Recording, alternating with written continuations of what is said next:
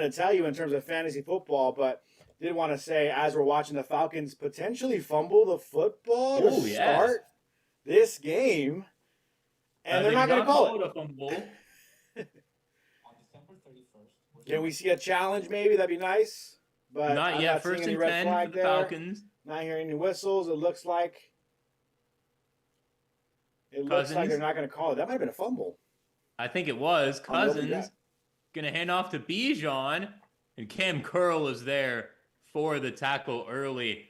Good play there by Cam Curl to start off. Welcome in, everybody. Yeah, as I was saying, welcome into Week 17. I do have something to say to Josh. I'll say it in a couple seconds. Let some people join the chat here first, and we'll talk about fantasy football, the championship, and what I need today, which is an absurd, unrealistic goal. But I'll tell you in just a bit. But welcome into Week 17. We're watching Kirk Cousins right now in the opening drive of this game. About to take the snap here. So, Josh, you want to go ahead and call the play-by-play today? Yeah, Cousins, 2nd and 9. Handed off again to Bijan down the side. Not going to get much there. Landman and Kobe Turner there on the stop. Going to be 3rd and long early here. So big news for the Rams on defense is Braden Fisk is active today. He was questionable coming in with an injury, but he is active. And Drake London having his 2nd game back from a knee injury. Didn't do much last week, but I'm sure he's going to play a big part today. Agree with you. 3rd and 7, though. Cousins looking to pass. Byron Young getting some pressure. Throwing deep. Oh, and Emmanuel Forbes probably should have had that covered as an interception, but still a good pass break up there to Drake London early on, covering him very, very well. Falcons have to punt early for the quick 3-and-out. Great start for this Rams defense. And absolutely all over him, like white on rice there for Emmanuel Forbes. Now, a little handsy there at the top of the route, but he got his head around, physical at the top of the route. You do want to see that from Emmanuel Forbes, locking up their number one option on the other side in Atlanta. Now, look, Atlanta, do they have much to play for? No, but pregame, Bijan Robinson, you heard him. It's a very positive attitude they have in the locker room right now. They're trying to have some fun to finish season out. They're still going to try to play some football and play some good football. And by the way, in the last play, as his punt is up in the air and going to be caught at the 10, returned by Xavier Smith with a flag on the play already. He's spinning around still to 10. It gets to the 15, the 20, the 25, the 30, the 40. And there's a flag on the play. So we'll see what the flag is, but a great return from Xavier Smith. Yeah, it looked like Jalen McCullough might have got hit pretty hard there. I think that too was a bit down on the field there for a little bit. So there might be a blocking flag. And this is the first game is for Ben Kotlika as the special teams coordinator, with Chase Robinson no longer being a part of the Rams staff. Kotlika an assistant already. So we will see who this flag is on. There's their return team, huh? Yeah, it looks like it's going to be on the Rams. It looks like to me it could have been on the Falcons just because there was a big hit back there on Jalen McCullough. I think he did get up under his own power, though the camera was cut off. So for me, I'm in my 3rd place game. I lost my semifinal game, so I'm playing for 3rd place. Well, I have Matthew Stafford as one of my quarterbacks. That last play you talked about right now, the phone's going off. Braden Fisk actually got into the lap of Kirk Cousins a little bit, so that was great to see on defense. But we'll wait and see. Let's just say I'm rooting for Blake Corum today. Maybe a career game. That'd be nice. All right. 1st and 10, though. They are going to hand off to Kyren to start off the game. And the big news on the O-line, DJ Humphries taking over for Alaric Jackson. Alaric Jackson not active today either. And no Kevin Dotson, obviously, as you mentioned in your video a couple days ago. Yeah, that affects both the pass blocking and the run game, right? So we'll see how effective it is. And also, the Rams currently are playing for not necessarily nothing, but they can only get the 5th or the 6th seed now. I think that's where the standings have fell. So the Rams kind of want to make sure Stafford ends this year healthy. We'll see how the protection is. Yes. 2nd and 7, Stafford rolls out to his right. Stafford going deep to the referee, and that's going to be an incomplete pass, even to the ref. So 3rd down and 7 there. Not ideal there. It looks like miscommunication on top of the route there with Stafford and Parkinson. They were just completely 2 different areas where the ball landed and where Parkinson was. But in terms of my fantasy championship game, by the way, my team absolutely did horrible for me, and we just need Blake Corum to score a good 37 points Is that too much to ask? Blake Corum, Yes. career game today. Let's see what happens. ESG, we see you in the chat, by the way. Appreciate you for chatting up already. Yes. Yeah, I am currently winning my third place game, but I need Stafford to have a nice game.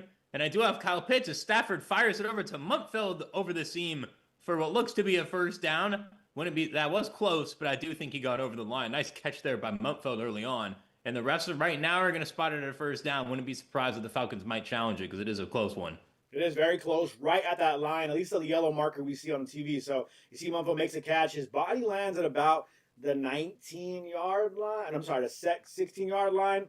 The ball itself, though, is behind that line, that first down marker. In my mind, Atlanta probably already on it and trying to challenge this call here. They are. Raheem Morris does throw out the challenge flag for Atlanta. You might know that name, Raheem Morris, former Rams D coordinator from the 2021 Super Bowl winning team. Raheem Morris made very positive contributions to the Rams as a defensive coordinator. Wishing the best of luck in Atlanta, except in this game. And the thing we are playing for, Josh, regardless, we're playing to try to make our own draft pick better. For those of you who forget, the Falcons, we traded them our first-round pick this year, and we have their pick, which currently sits at 11. And if the Rams can win, that pick can move up as high as 8. Right now, it's going to be fourth down. The call on the field was reversed, so we'll see if the Rams offense stays out on the field. Yeah, definitely. Obviously, what was going to be called there, the Rams offense cannot stay on this football field. They're going to have to punt this ball away, just way too deep in their own territory. So, great attempt there to get that first down. Love the aggression on 3rd and long to throw the ball deep at the sticks. You hate when that's a 3rd and long in those situations. They just run the football up the middle, right? But the Rams being a little bit aggressive there didn't make it happen. So it's going to be back-to-back 3-and-outs for these teams on offense. So could be one of those Monday Night Football games that isn't the most high scoring. Obviously, none of us are hoping for that. 11:52 to go in the first quarter, though. A lot of time left in this football game. Oh, yeah. We're very much in the beginning. Nice punt from Ethan Evans. Going to be fair caught at the 36-yard line of the Rams. And early on here, as you all know, I come with some storylines, things to watch. The big thing that I have here, also, Landman revenge game. Nate Landman started his career in Atlanta. Atlanta just didn't even try to sign him, and the Rams got him for a minimum contract. So Landman playing with some revenge today. The main thing I have is the run defense. Good on the first drive. Obviously, got to be better than last week. You allowed Kenneth Walker, who averaged under 4 yards a carry coming into the game, to average over 5. Got to cover Drake London and Kyle Pitts. Did a good job on Drake London on that 3rd down, but it's going to be tough. I think the Rams need to play with a more aggressive style. I think what really cost them in that Seattle game was that they kind of stopped being aggressive once they got a big lead. Yep. And you can't do that against any team. The Falcons have come back from some games. I have Blake Corum on here as an X factor. Can he have a nice little bounce back game? The pass rush as well, looking pretty good. Their O-line is better than you think, the Falcons, and obviously tackling Bijan is a must in the open field. Anything else that you think about here, Josh? Blake Corum. The selfish needs in me obviously wants Blake Corum to have a career game. I know it's probably not going to happen. I know my season's probably over, but that a man can dream for sure. But ultimately, I think this Rams team right now is just staying focused. That's my biggest goal for the Rams team. We know their situation. We know it's probably a little bit gut-wrenching to understand that losing that game versus Seattle was really heartbreaking for the entire roster, the entire organization. When you're arguably the best team in the league, and you're going to have to face a bunch of good teams in the playoffs on the road. And that's very frustrating, I think, as an organization when you think you have the best chance and you're not giving yourself the best chance when you had that opportunity versus Seattle. It is what it is. It's over. Move on. If we're going to play in this game, if you're playing, you're on the field, let's be focused. Let's play hard. Let's win this football game handedly. Don't make it an uncomfortably close game for no reason. Protect Matthew Stafford. Get him out healthy. That's the two biggest things that I want. Rams to stay focused, look good on both sides, but also I want them to please protect Matthew Stafford. There's no way you come out of this football game and go into the playoffs with Matthew Stafford and injured anyway. And obviously that's going to be on the backs of DJ Humphries, your left tackle now, and obviously whoever's playing that backup right tackle, who is it today? If you remember off the top of your head, Josh, backup right tackle, is it? It should be McClendon. Also, for the guard position for Kevin Dawson, they don't actually have a listed backup right guard on their depth chart. So you put Justin Dedich down? Yeah. Just because he's their best backup guard overall. McClendon is a guy that can kind of rotate, but exactly. I think you want a pure guard in there as well. 1st and 10, though, from the 35 for the Falcons. Kirk Cousins calling out some plays, making some changes here. Snaps the ball, going to pitch it to Bijan down the right side. Kind of jukes out. Puka Nacua going to pick up about 4 Omar Spates with the tackle there. And you saw there Bijan's elusiveness, which makes him so tough to tackle in the open field. Love me some Bijan Robinson. My fantasy team all year long, Bijan Mustard. Had him all season long. Do not have him in this league that I'm still alive in, unfortunately. So that's why I'm so rooting for the Blake Corum game. Great way to possibly have a false start here, it looks like, on the Falcons. But yeah. Ultimately, it is a false start. Ultimately, yeah, my Bijan Mustard fantasy team, that team, 10-3 all season long. I talked to you about it all day, Josh. 10-3 all season long, just to lose, end up like the 7th seed game or something like that for the. Oh wow, playoff. You went all the way down to the 7 seed game. It was bad. So definitely disappointing. But shout out to Bijan. He's a very talented running back. I find it hard to stay away from drafting him in fantasy football drafts every year.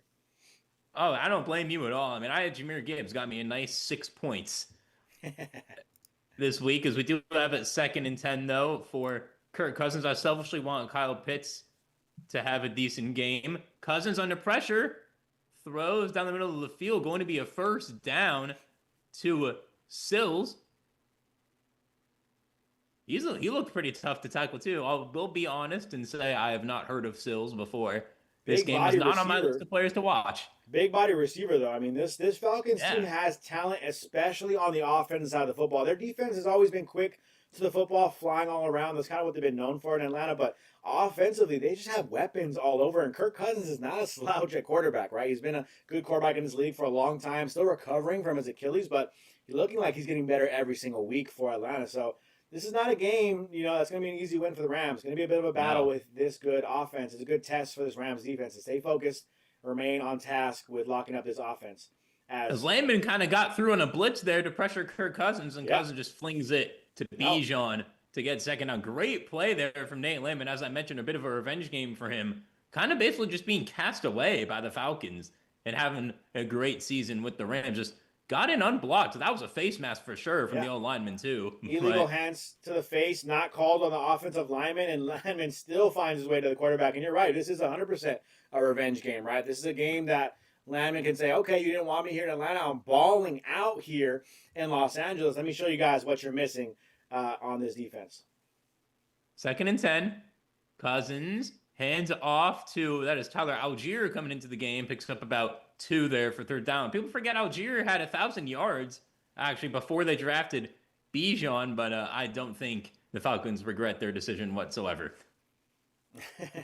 No, not at all. I mean, like I said, this Falcons team, I think, you go back to that trade with the Rams, right? And when they traded back into the first round last year, the Rams ended up getting the first round this year. We were like, okay, interesting. Seems like a lot to give up if you're Atlanta, and it ended up being a huge amount to give up for Atlanta, as they could possibly be the top 10 pick after this game.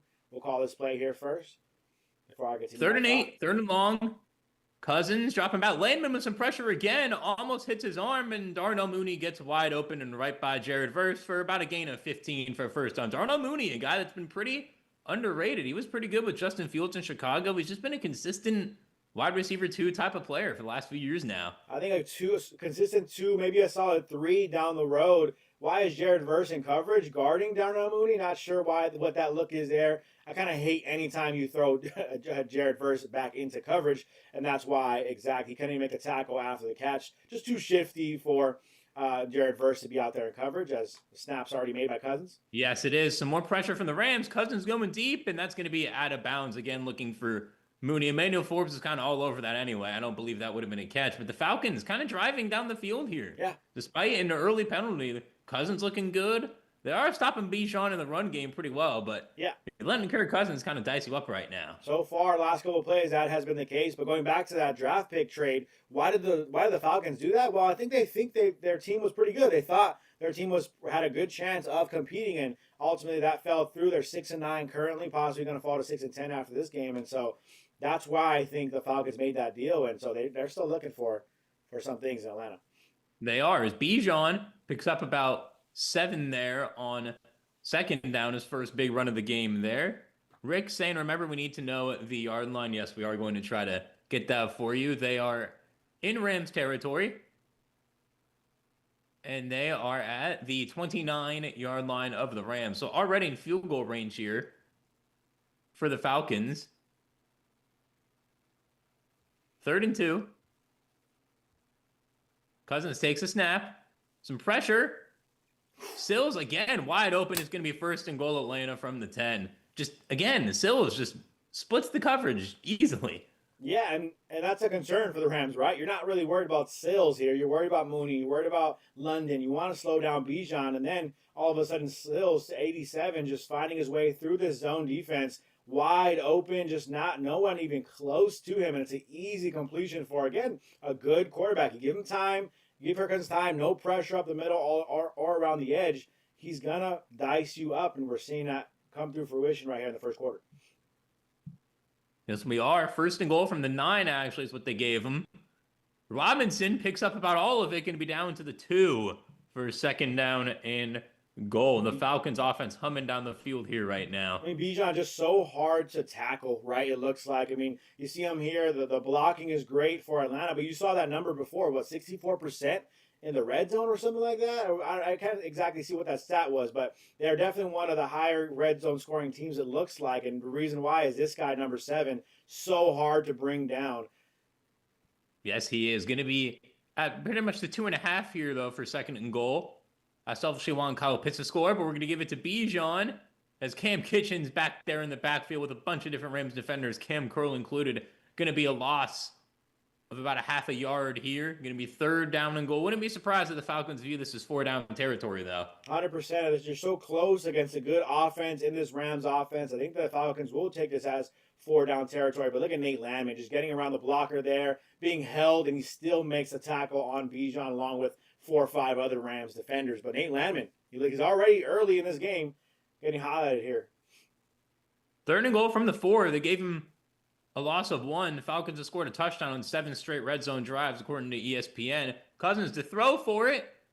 Looking for Bijan, who almost drops it, but he actually secures. He was wide open in the receiving game there for a touchdown. 6-0 Falcons lead. Bijan nearly dropped that, even though he was wide open. And it was so wide open that Kirk Cousins just floated that ball in there. I mean, it's not what you want to see from this Rams defense. Look, Bijan, do not get me wrong, is an incredible football player. But right now, not the greatest of starts for the current the way the defense is looking, the way the defense currently stands for this Rams team. I mean, you want to see them be better. We've been trying to have them play a little bit better the last few weeks, put some more pressure on opposing quarterbacks.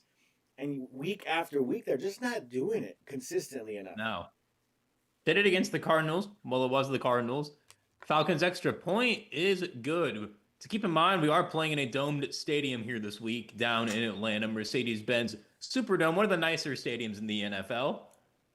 I would say I have a lot of big-time events there. I've had multiple Super Bowls, college football playoff games, got everything down there. 7-0 Falcons lead. Not a good start for the defense. After a great first drive, the Falcons pretty methodically just drive down the field and score. Yeah, it seemed easy, right? Seemed easy, and that's a concern, I think, for the Rams. That was a little bit too easy for the Atlanta Falcons offense. Not what you want to see. As we have Gil saying I must have been a bad boy this year because Santa didn't give me an awesome Rams defense or secondary. Maybe you're on the night list, unfortunately, Gil. Maybe. I saw Carlos, someone quick on that Gil note. I saw someone say that I looked under my Christmas tree and didn't get what I wanted. And one of our comments on one of our videos. Didn't get what I wanted. I was hoping for a new Ram secondary or reliable Ram secondary or something like that. Yeah, that's fair. Carlos is back saying Shula sucks, 3rd and 8. You were on drop coverage. I will agree with you on that point that Jared Verse should definitely not be in coverage on any play, let alone never drop 3rd and 8. This team is so overrated. Start with Shula. I would disagree with that part. Shula, I would think this season has been quite good. That was just not a great play. I get why. You try to show him a different look, but do that on 1st down. Don't do it on 3rd and 8 when it's an obvious passing down. Chad saying who's better, Denver or Rams? Ooh, that's a good game. I think it's kind of like the test of their best versus our best, right? I think Bo Nix, don't get me wrong, that offense, they score at times. They're a good offense at times, but I think we have the better offense. They have the better defense. Yes. One of the best defenses in the league versus one of the best offenses in the league. I think that'd be an incredible matchup. Overall, I think maybe you say Denver's offense is a little bit better than the Rams' defense. Does that make sense? Like they play a little bit better, more consistently than the Rams' defense this year, just in terms of what the Rams' defense in coverage and what the Rams' defense pass rush, consistent pass rush, I should say, this year has been kind of lacking a little bit in my mind. Am I wrong for saying that? You're not wrong. I mean, is this on a neutral site? Who's home? This is in Denver. I'm taking the Broncos. Because in Denver, I've seen enough Lakers Nuggets playoff series to know that home field advantage is real. So if this is in Denver, I am taking the Broncos. But if we're at a neutral site, I think it's going to be definitely a much closer game. I would slightly lean Rams because I boil it down to quarterback. I'd much rather have Matthew Stafford in a playoff scenario than Bo Nix right now. Bo Nix, his highs have been very good. Like his game against the Chiefs, I thought was great, but he's also had some very bad games this year. So you don't know what you're going to get with Nix. As the kick is off, Winnington in the end zone going to take a knee. So we're going to start at the 35. I know Carlos is always in here negative when the Rams aren't playing well, but I will say, Carlos, one thing to credit you, if you are feeling this way, I think the Rams are proving, and the frustrating part, and why maybe someone like Carlos, he's always frustrated, but why someone like Carlos could be frustrated is that the Rams team, they look like the best team in the league at times. And they also look like not the best team in the league sometimes. Not a Super Bowl contender. Not a Super Bowl contending team. Not a team that can get there, right? And that's the concern, I think, for this Rams team. The offense can't score 40 every single week. And this defense needs to just be consistent enough to where 21 is enough for this offense. And that should be the case. So far, not when they're playing like this. No, they're not. Stafford all the time in the world in the pocket, throwing to the side to Puka and Kaden Ellis with the tip. Kaden Ellis, someone who I've become hip to while prepping for this game. One of the better linebackers in the NFL, actually. If you go look at his stats and some highlights, if he goes up with two hands, that may have been an interception. That was such a good play. I literally almost fell back. I kicked my desk at the same time. My seat fell back. That was a great play. I did not expect a linebacker to drop into coverage on Puka Nacua and get his hand on the ball. So this Falcons defense will fly around. Second down, Stafford going down the sideline to Parkinson, who can't pick it up. Third down and 10. Fair to say you have to make that catch if you're Kobe Parkinson. In one of these games, the way this defense is playing, you got to make that catch. Yeah, they do. Third down and 10 from the 35. That's fully on Parkinson to me. No, 100%. That was you gotta catch that ball. That was a dot for Matthew Stafford. And then it shows here Kaden Ellis has 370 tackles since 2023 through this week, which was top 5 of the NFL. Third and 10.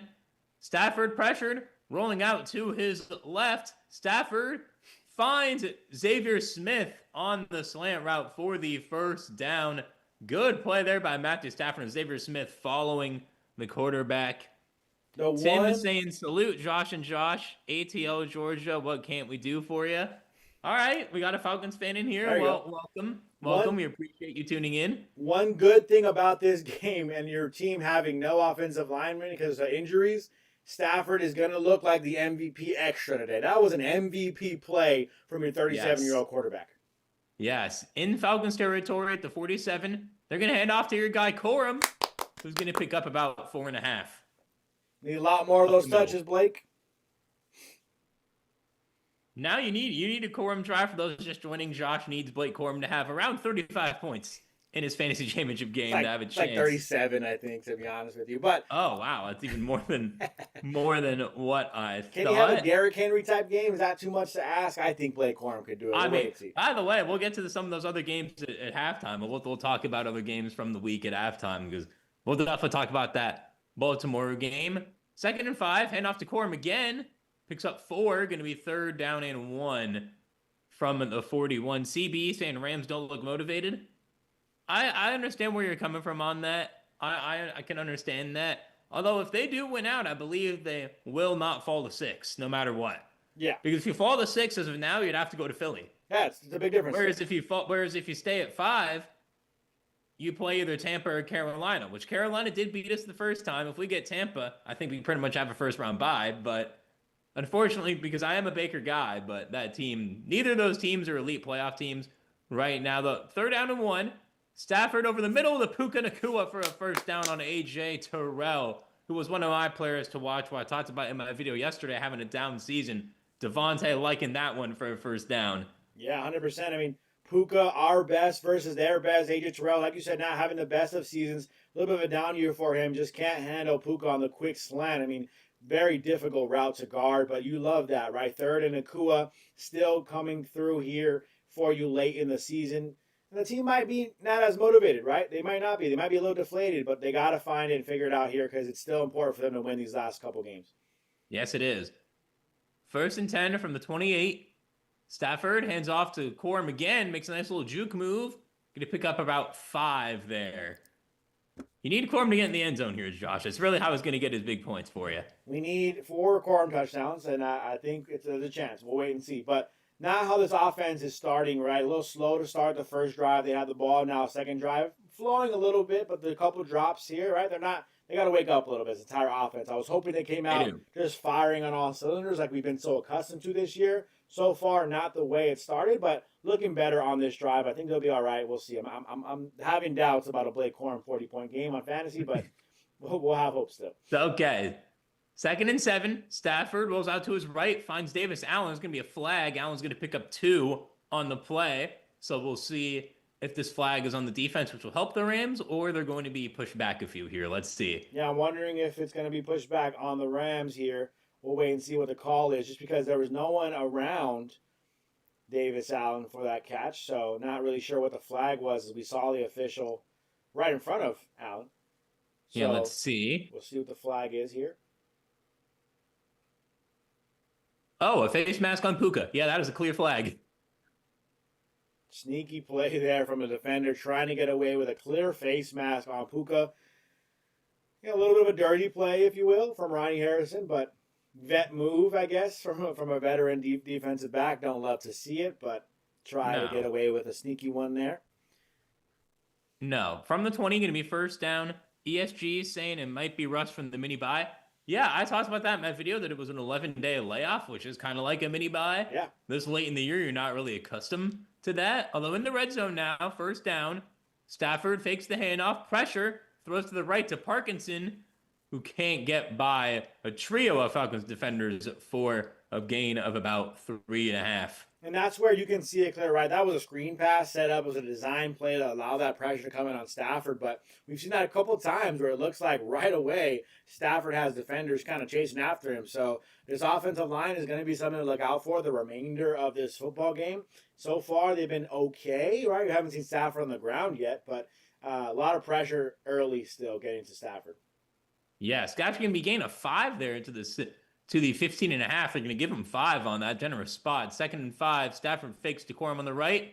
Rolls out to his left. Going to throw on the run to Muntfeld. Going to be incomplete. No one really near Muntfeld there. Muntfeld was pretty well covered. Yeah, exactly. Just well covered. Nothing downfield. Stafford, the vet move to throw that into the grass or into the turf right next to Muntfeld where no one could catch it.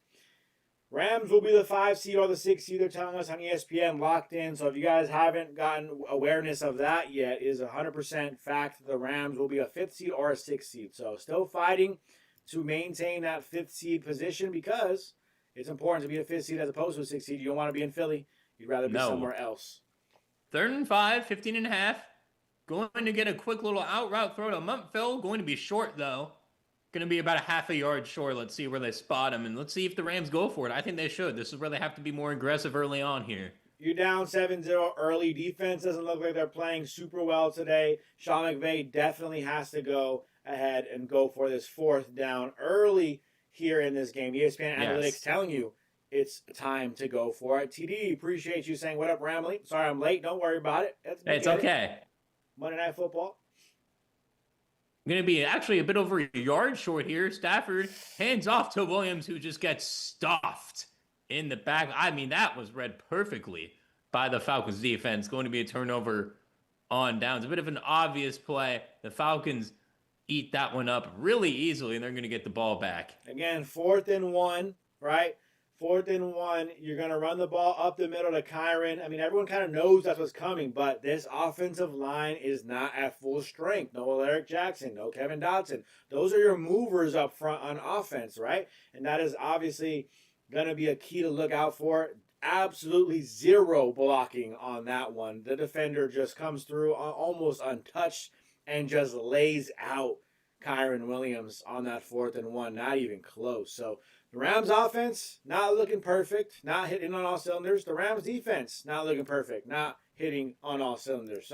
So far, maybe it's the rust. Maybe it's the fact they're a little bit deflated, understanding that they are no longer going to have a chance at the 1 seed. It is what it is. Ultimately, the Rams got to wake up. Someone said in the comments earlier, the Rams are going to look like this. Hey, maybe you should just rest your starters, right? If Stafford's getting killed, if Kyren's getting killed, maybe you should just rest your starters, right? It's definitely something to be concerned about, something to think about. And I'm sure, depending on how the score goes, still very early, like Floyd said, or someone said. That's play says it's still very early. 100% still very early, but the Rams don't figure it out soon. You got to start thinking about stuff like that because you cannot let these guys get killed today. If you see me chewing that, it's not going well. I'm starving whatsoever here at all early for this Rams team here, which is not ideal. So Rams got to get better as this game goes on. We have some new chats on Dress saying, "What's good, Ramley? It doesn't matter what seed, we will dominate." I hope so. I do hope that is the case. I like the confidence on Dress. Yeah, we appreciate the confidence. We actually kind of need the confidence here right now with the way the Rams are playing here, which is not great. Ram defense needs to step up here, Floyd says. Yes, they do. Andres, still a lot of football, folks. Oh, yeah. Yes, there is definitely a lot of football to be played, but as of right now, early on in this one, not the best showing for the Rams.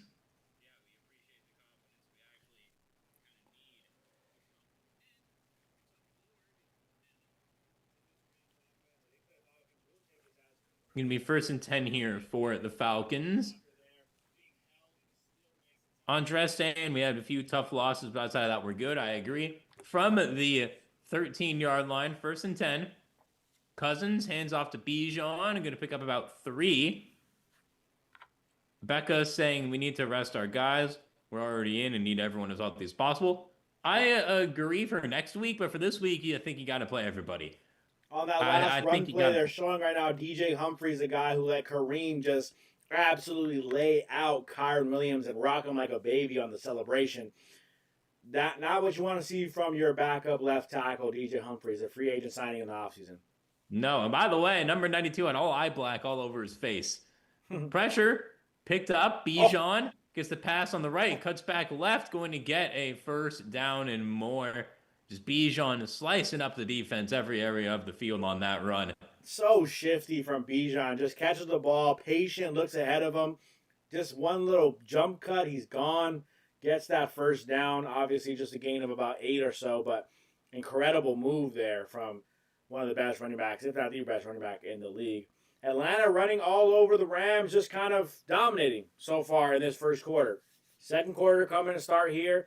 1st down for Atlanta. In Atlanta territory still, so the Rams have a chance to wake up, but maybe like Raven said, we are playing like SHIT. I think that's kind of how the Rams are playing right now a little bit, to be honest. It is. It is. Unfortunately, it is. It's not what we thought this game would be. The Falcons are not an elite team. They're not a bad team by any means, but they're not elite. It's not like you're going against the Seahawks level defense. Like, this is a defense your team should be able to score on kind of easily. And that's not happening early on. Nope. Here whatsoever. Not at all. Still a lot of football left. Yes. Rams have a chance to wake up. For sure. Yeah, they fully do. If we look at the end of the 1st quarter already, Kirk Cousins with 59 yards, Bijan 7 carries, 24. Sills with 33 yards already, just dicing up this Rams defense here early on. So what are my chances? Well, Blake Corum having an incredible credible game after this start? I would have said 0 before the start, and I'm still saying 0 now. Got 1 point so far. Yeah, that's... Yeah. 36 Are you in a to go, PPR? Blake. 36 points to go. Is it a PPR league? Half PPR. Oh, who set that up?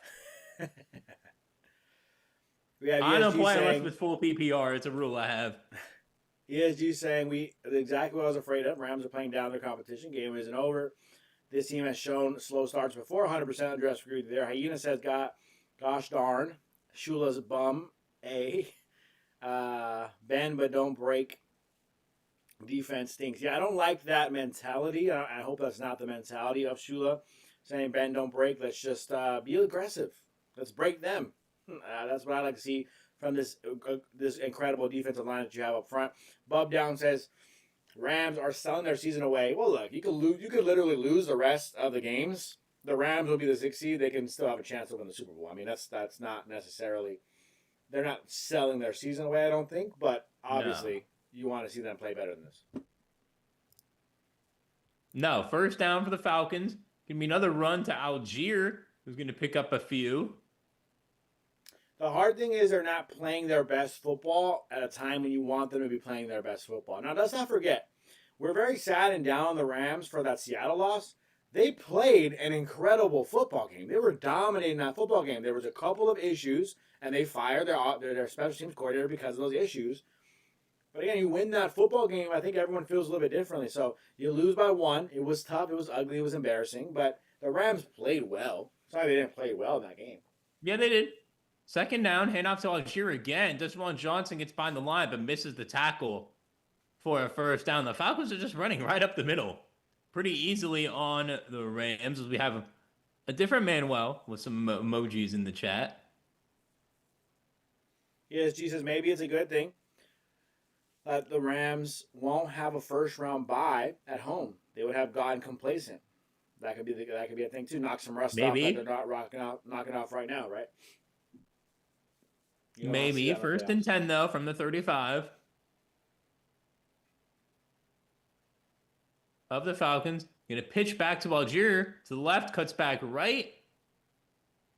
Some poor tackling effort there by Kobe Turner, but luckily the Rams are able to bring him down. Yeah, it looks like still going to be in Falcons territory here for this second down run. 2nd and 7, it looks like. Yes. Andres saying, damn, Carlos, you're a hater. It's still early. Some of his points are correct about the Jared Verse coverage play was awful. That one I'm going to agree with him on, but everything else, I do think it's a bit early. 2nd and 7. Cousins fakes. Pressure in his face. Gets it to Kyle Pitts, who I need to have a big game. Going to pick up about 5 there with some nice juke moves. Deuce saying what's going on. The game, if you're just joining, the Falcons are up 7-0 with a chance to put more points on the board. Yep. 3rd and 2 coming up here. Rams are just down 7-0. It's not really the end of the world here, but not playing their best football in that first quarter. No. 3rd down and 2 from the 38 of the Rams. Rams get some pressure. Cousins to Drake London. He's going to pick up the first down. Good tackle by Forrest, but he's still going to pick up the first down. Going to be well past the sticks. 1st down and 10 for the Falcons. Yeah, Eli is saying to keep the run going, keep Stafford off the field. Eli is a Falcons fan based on his logo, but welcome to the stream. SRM, the Rams team doesn't travel well. Carolina and now this. I mean, the weather isn't even a problem. You're in an indoor stadium, so that shouldn't really be an issue. Becca, put in the chat on subscriber only, and the time limit before chatting will take care of a lot of the spam bots. True. Well, I don't know about subscriber only, because if people aren't subscribed, I still want them to watch, because maybe everyone in chat who's leaving real messages is not yet subscribed, which they should do. If you want the Rams defense to play better, you should subscribe and like the stream. When you say so, Josh? I agree 100%. You subscribe. The Rams play better. They watch our channel, and they want you to subscribe. And then they do. Then play better because of it. 11:45 to go in the second quarter. A first down catch from Drake London is going to have the Falcons with the ball coming out of the timeout, it looks like. 11:45 to go in the second quarter. That was a pretty good play from Atlanta. You got to give them credit. That was a great scheme there to have Kyle Pitts kind of low, almost like a rub route at the top of the route there. Emmanuel Forbes all over it. Gets the tackle on Drake London immediately, but first down for Atlanta. Yeah, again, the tackle, we like the quick tackle. But yeah, just Drake kind of playing a bit too soft there on Drake London, who is still coming back from his knee injury, but then again, you never know what he'll do. You never know what type of route he runs. That was my short, the first ever short on the Rams Digest channel. We're gonna start posting more shorts as well.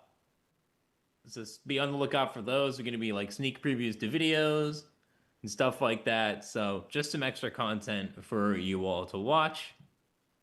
So make sure to stay tuned for those. We're not gonna put a daily tag on those like we are for videos just yet, but we hope to at some point.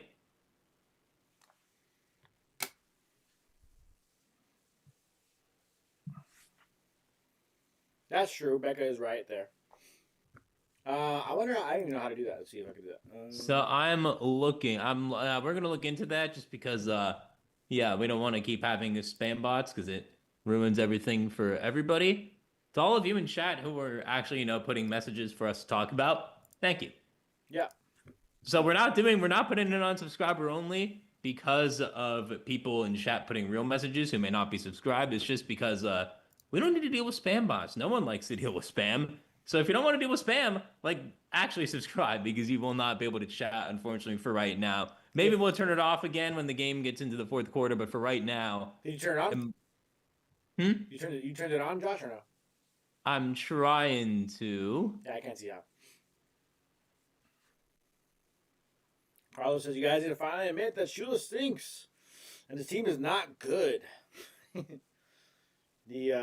The Rams team that has been good all season, MVP favorite, 11-4, 1 win away from being the number 1 seed, is not good.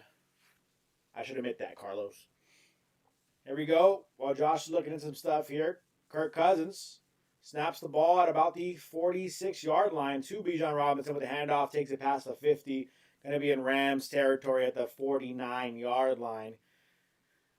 And again, Falcons offense is just kind of slowly moving the football down the field. Like someone said earlier, kind of that bend don't break. The Rams are bending, not breaking, and then breaking at the end, right? So you want to see them just kind of get aggressive here. 2nd and 7. Kirk Cousins in the shotgun.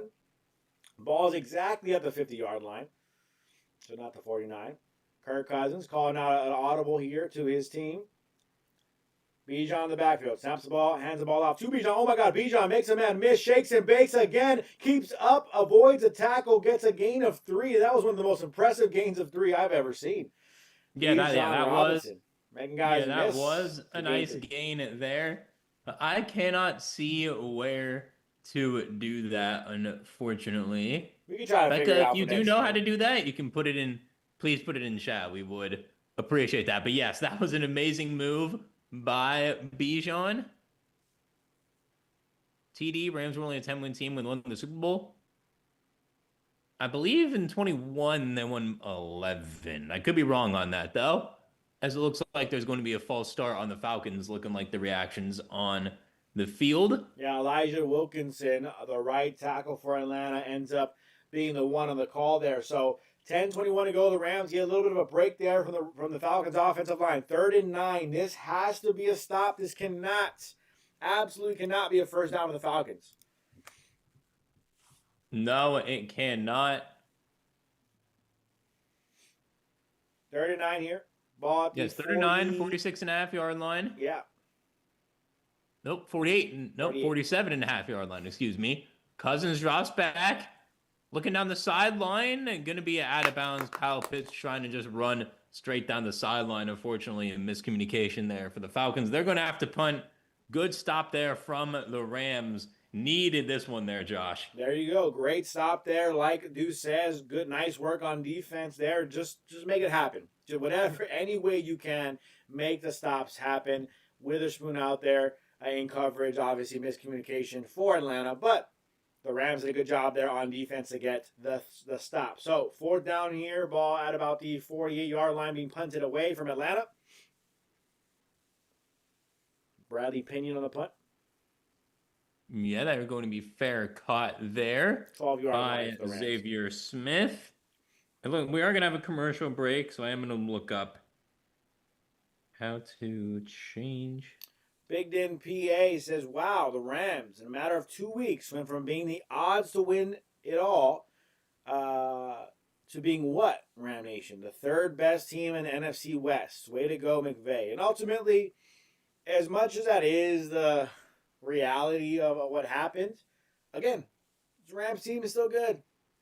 The Rams team is still good. This Rams team still has a chance to win. This Rams team still has Devontae Adams getting ready to come back and being healthy. This Rams team has Alaric Jackson out in this football game. He's going to be back and healthy for the playoffs. You have Kevin Dotson resting his ankle the last couple weeks. He should be back and ready to go for the playoffs. This team on offense will come back out there on offense and look dominant. The concern is when you go to the cold weather games. You got to play in Philadelphia. When you got to play teams that have just kind of harsher weather around this time of year. Can the offense maintain their dominance, and can the defense hold up on their end? I think both things can happen. And one thing we forget, right? The Rams defense all year long this year hasn't really been dominant as we saw last year in the playoffs. But last year in the regular season, they weren't dominant, right? They weren't dominant all year long in the playoffs. They were, until the playoffs, it felt like, right? They weren't dominant consistently all year long. All of a sudden, the playoffs start, and they get Sam Darnold for 9 sacks in one game. So can this defense step up again in the playoffs? That would be the hope for the Rams. Now, the cornerback room is the cornerback room. It is what it is. Roger McCreary is the guy we got to keep an eye on coming back. But I think a lot of people still have this team as a favorite. I think a lot of people still have this team having great chances to win the Super Bowl, because the reality is they are a really good team. Yes, they are. I do agree. I still think they're one of the... I don't think they're the clear favorite. I actually don't really believe there's a clear Super Bowl favorite as of right now in the NFL. If again, my pick was Rams-Jags. I really like the way the Jags are playing right now in the AFC. Rams-Jags, interesting. The Jags are playing really well, man. I'm telling you.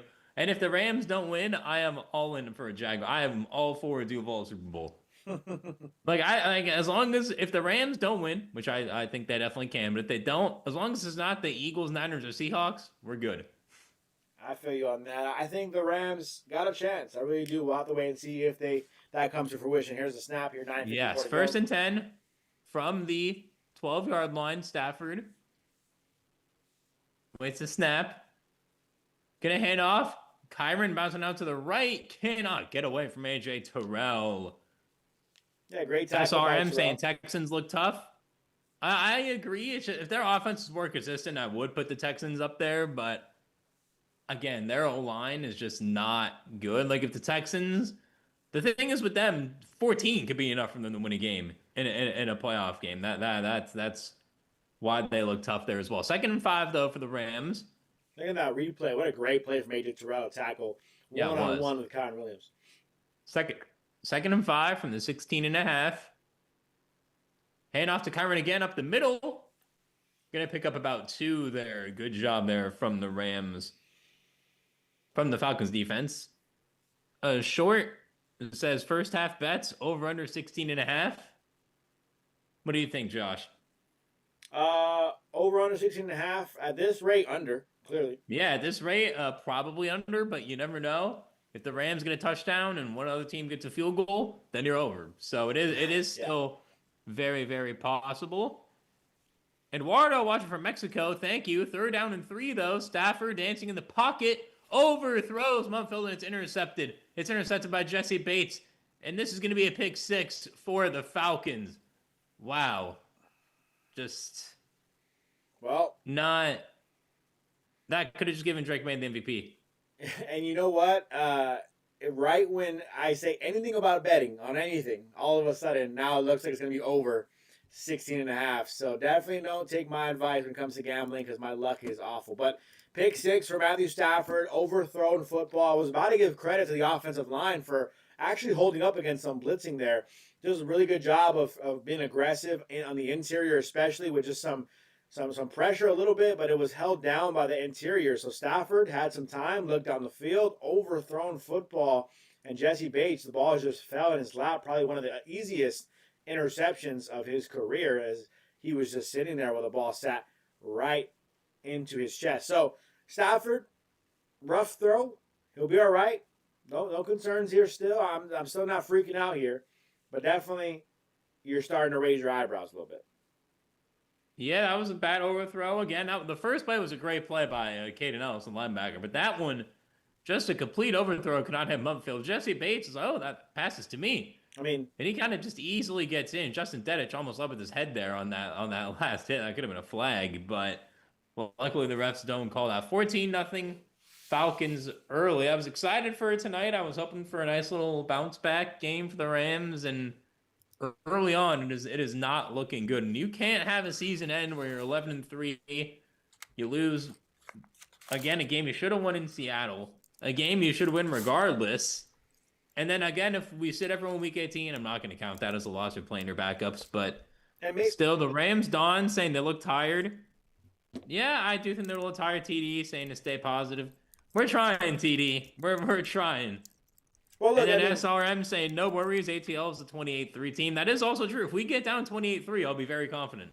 I mean, look, ultimately, I'm not necessarily like saying the Rams season's over. I'm frustrated how they're playing right now, but the loss here wouldn't mean the season's over. It's just frustrating. It's like, okay, well, what is this team doing right now? To the end of the season, they're not playing their best football, but they're fine. They're in a good spot in terms of playoffs. Not concerned about that. But you wanted Stafford, chance to win MVP, and then all of a sudden it looks like, oh, wait, maybe Drake May might be the favorite now, right? After Stafford not looking too hot right now at this current game.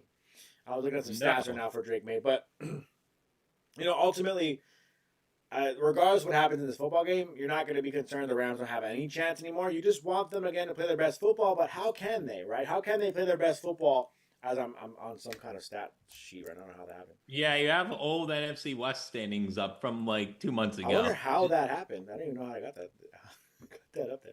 I think I typed something. And let me see if I can get it out here. Yeah, I'll read some chats while you do that. TBD, I've got the Falcons and the points with 10K on. Wait, do you have 10K on the line for this game? TBD? I hope that is not the case. Rams are soft and Stafford's overrated. I'm not going to say Stafford's overrated. He's been great all year. That was a terrible pass. Rob saying WTF is going on. Same question, man. The same question. Wilbur not having Devontae and Dotson is really hurting us. Yeah, I do agree. Devontae's hurting us. Dotson on the O-line as well as Noah Lyric Jackson is really, really hurting us. TBD just confirmed he has $10,000 on this game. All right. Honestly, not even much for me to comment, to be honest. That's crazy. As Winnington takes it out of the end zone on the kickoff, it's going to cut back towards the middle of the field, going to be stopped at the 24-yard line.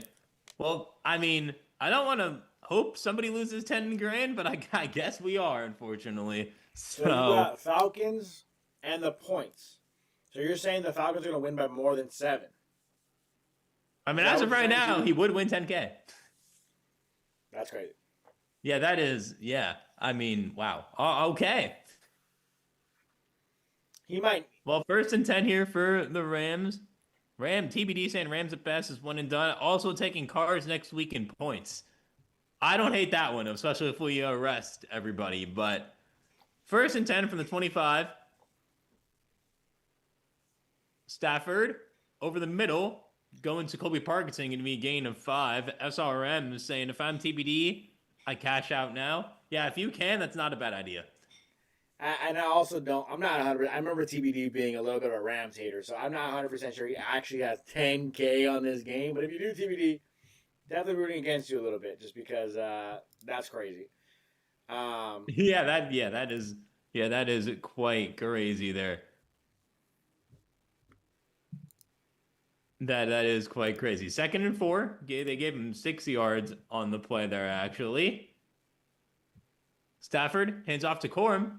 Makes a nice move to break a little left, but only picks up about 2.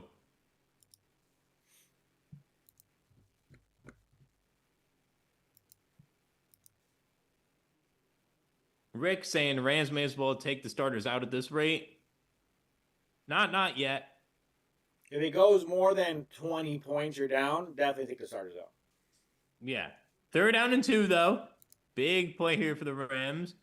Mace saying what is going on. Been busy at work. Shout out Mace for coming back.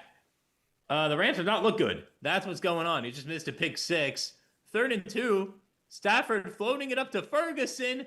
I think he made the catch for a first down. That was definitely not a fumble. He was totally down. And that is going to be, for now, a first down, but we got to see a replay. Great throw and catch by Terrence Ferguson. Going to be a pickup of around 20 there. That's what we needed. I made a video about the growth of Terrence Ferguson a couple days ago, and that is why, because he can do that on big plays. Yeah, Stafford draws back the pass. Quick seam route. We've seen this time and time again this season. Not as much as we want to. I would love even more of this from Ferguson, but overall, arguably your best tight end right now, especially with Higbee out. See him snagged that football, gets touched, he's down.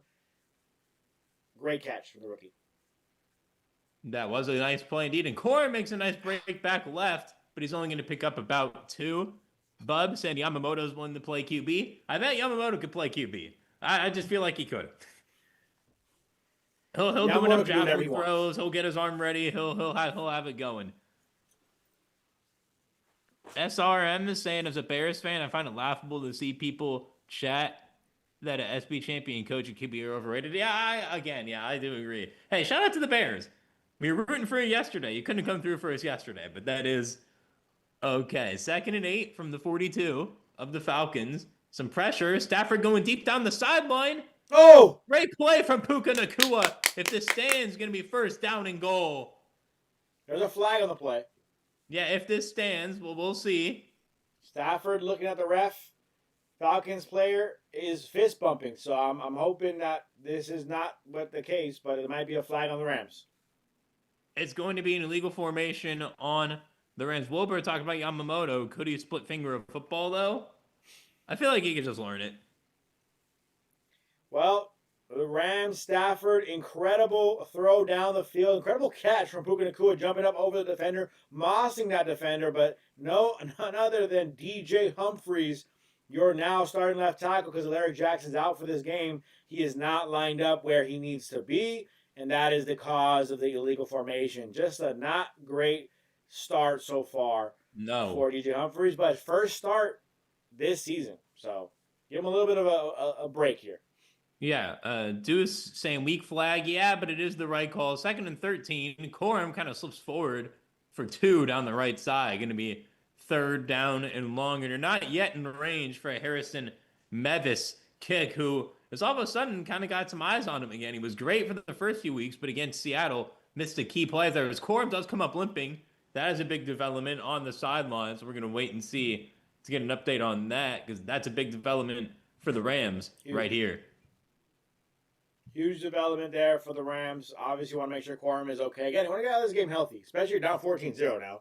Yes. You want to get out of this game healthy. 3rd and 11 from the 41.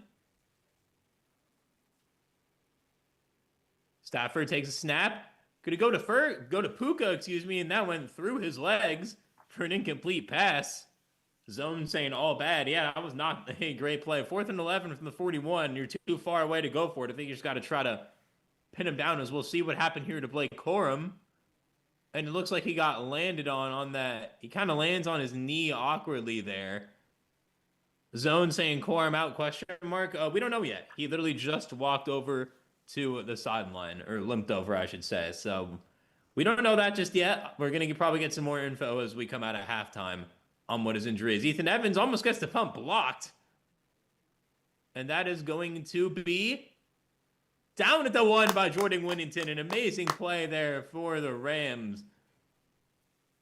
Whittington had timed that bounce perfectly, by the way, on that jump up. Well, Ethan Evans with a great punt, showing his value here for this Rams team. Get them pinned down at the 1 yard line. But the Falcons are absolutely dominating this football game. And, talk about revenge games for a guy like Nate Landman. I mean, don't forget, not a revenge game necessarily, but, the Georgia man himself, Matthew Stafford, back in his college state. We'll see if he can make some things happen in the second half. Because right now, things are not looking good. And TBD says the Rams are an overrated team. You have a backup left tackle in there who got a illegal formation on a play that would have had you at the 3-yard line. The Rams score 7 without the flag. I'm not saying I'm blaming the refs. I'm just saying the flag happened is a very reasonable thing to say. Well, this guy hasn't played all season. It makes sense for DJ Humphries to occasionally have a flag. Unfortunate, it was on a big play. The Rams looked better on that drive. Yeah, they did. They did. They looked totally better, totally outclassed. Just not ideal whatsoever for this Rams team early on here. As we hope Corum is okay, obviously, and yeah, if this game does get out of hand, which it may be, then it may be time to take out your starters pretty soon.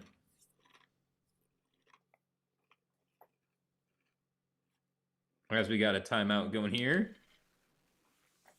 What do you think the Rams need to do defensively here, Josh, to really try to get back in this one? Bud saying McVay needs to start making plays for Tutu. You signed him for millions. Time to earn that contract. Yeah, I do agree. I've mentioned this many times that if you were going to activate Tutu off of IR, you need to actually use him, and you're not, especially with Devontae being out. Doesn't hurt to use him a couple of times. Yeah. I don't know if I couldn't hear if you said this, but Becca has thoughts. He's got to go to sleep. Been a long day. Appreciate you, Becca. If you're still on, have a good night. Thank you for joining the channel just for a little bit while you're watching the live stream. Yes. Rams have 0 chance in the playoffs. Coming from a Ravens fan is kind of crazy, TBD. Yeah, you have to worry about making the playoffs first, man.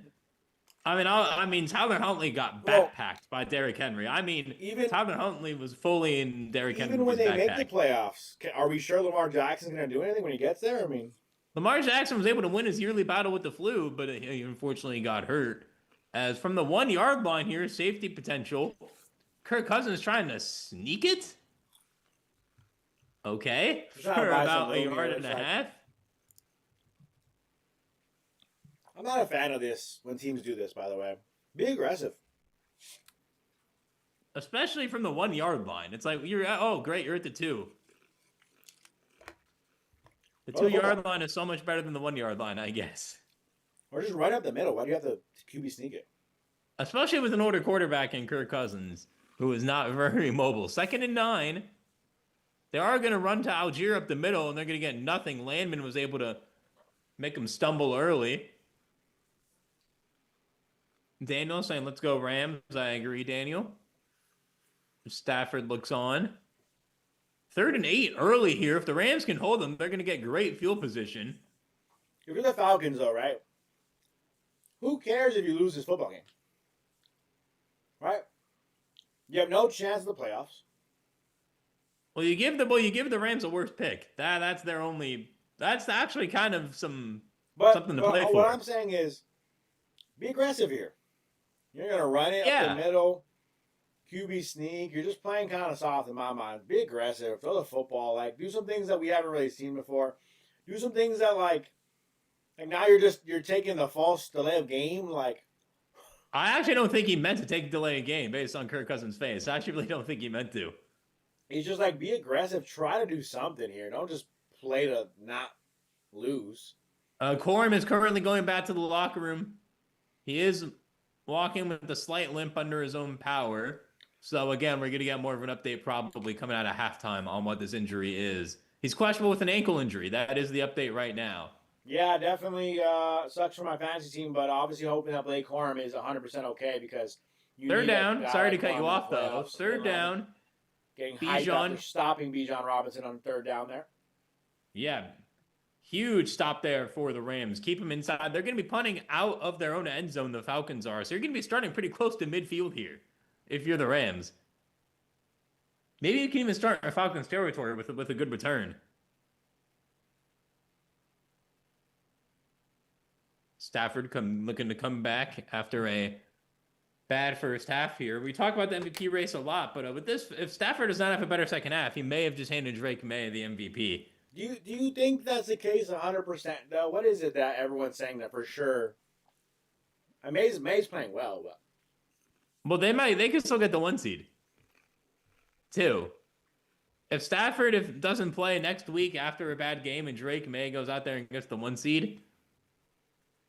Let's see. ESG saying 14 points. I think that's where the Falcons stop scoring, regardless with what the Rams do. Hopefully. TBD said I also have Williams with 1 fumble. Kyren's been much better in terms of not fumbling this year, so I don't know if I agree with that one. Stafford. I want to look at some stats here. Oh. Hey, you do me a favor. Look at Matthew Stafford's stats, so I don't mess with the stream at all. And then I'll look up Drake. I have Drake May's stats pulled up. All right. Man, Drake May, though, 71% completion percentage. Nearly 72%. Yeah, Stafford this game has 4,179 yards, 40 touchdowns, 5 picks, 71.8 QBR, which is 4th. First in touchdowns, 4th in yards. Stafford's completion percentage is 65.7 is His core rating of 112. That's actually the highest quarterback rating of his career and the highest QBR of his career. It's close. It's close here regardless. Little yards, 4,200, 30 touchdowns. So he's tied for 3rd, but 10 less than Stafford. 8 picks on the year, so 3 more than Stafford. 76.5 QBR. That's a big key there. He is number 1 in terms of QBR in the NFL. His passer rating currently sitting at 112, which you said highest in Stafford's career. That was where Drake May is also at. Hang on, sorry to cut you off. We got some chats. Andres saying defense ain't good though, right? ABS saying y'all really letting Atlanta do this to you. ESG 14 points for the stop scoring. Doesn't the strength of schedule matter? Yes, partially. B1 saying defense is not good today and has not yet been good. Quest saying it's amazing how much people talk smack even though there's so much football left to play. Go Rams. Yes, there is. MS the Realist, breaking news, Stafford has the record for pick sixes with Favre. Did not know that. Although, again, I think interceptions, not all of them are on quarterbacks. That one was. May CPOI? Is that clutch player of the year? No. Because, he hasn't had a winning drive yet. Comeback player of the year? No. No, I don't know what CPOI is. And this is actually a really good punt here from the Falcons all the way back to the 35. As Xavier Smith slips a little bit, but he gets up to the 47-yard line. So still a very, very good field position. And Mr. Realist saying, how can an MVP have the pick six record? It's May. Do you mean record all time or for a season? I would think you mean all time. Because Stafford has 2 this season. But like the pick six all-time record, Brett Favre, by the way, has 3 MVPs, I believe. So your argument's totally done there. But and by the way, like if like you said, if Stafford has a great second half, is he out of the conversation because he had a bad first half? Like, what are we talking about? That Stafford's so yeah, very if he has a multiple interception game, yeah, I'll listen to you. Stafford has a ton of time going deep down the sideline. Xavier Smith, and it's an interception again, but there is a flag. I think there is a flag in the secondary, so it's probably going to be PI. As we're trying to argue for Stafford, he throws a pick. I think he throws a pick. I think it's an offensive pass interference, if I'm being honest. We'll wait and see what the call is. It looks like it is against the Rams, and it looks like the Falcons are celebrating. Another interception for Stafford. But, look, I think regardless of what happens in this game, I mean, like he still has the second half to come back. You know, MVP still in a conversation because he has 40 touchdowns. I mean, that's the biggest thing. Xavier Smith, obviously, that is Stafford totally OPI. I mean, I don't understand throwing a 50-50 ball to Xavier Smith. Double covered, by the way, Xavier Smith. I don't really understand this throw here. It's just the desperation of this team right now. I think right now is just desperate. The offense can't get anything together, and Stafford's just trying to put the team on his back, and this is not ideal. Not ideal there. Whittington's wide open. I prefer the Whittington route, top right. Yeah, it looks like Whittington was pretty open right as we start trying to fight for his MVP rate. Yeah. You know what? First and 10 from the 8-yard line. Bijan to the left. Cuts back. Touchdown. Oh no. Oh no. Jared Burson Bench the starters. Roger McCreary is trying to bring him down. He almost does, but Bijan just had a 90-plus yard touchdown. Bench It the is starters. now It's over.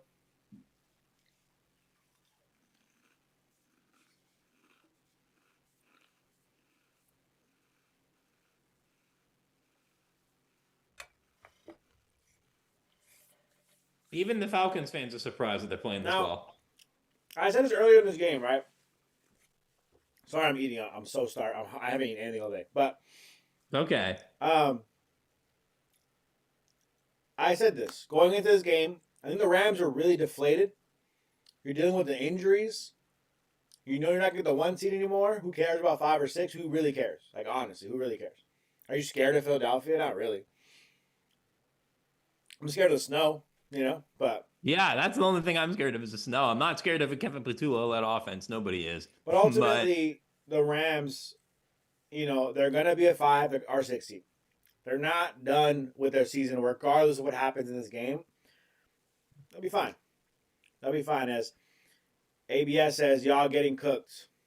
Yeah. We are, though. We are. I mean, I can't sit here and say that we're not. But I can sit here and say this is not the team at full health. Like, this is not the team that you're going to see in the playoffs. No. The Rams are going to be okay, I think, when it comes down to it. I'll take the Niners in San Fran right now. I think the Rams will win that football game. Maybe not right now.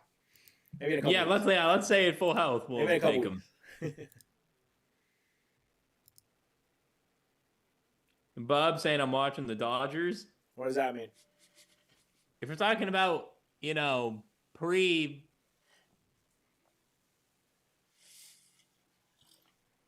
Jacqueline saying stop spamming. Yeah, we're trying. During halftime, we're going to put it to sub only. Say again. What? Say that last part again. Well, during halftime, I figured out how to put it to sub only, but it's on your end. I think you have to do it because you're on the control room. I sent you a photo. Oh, did you?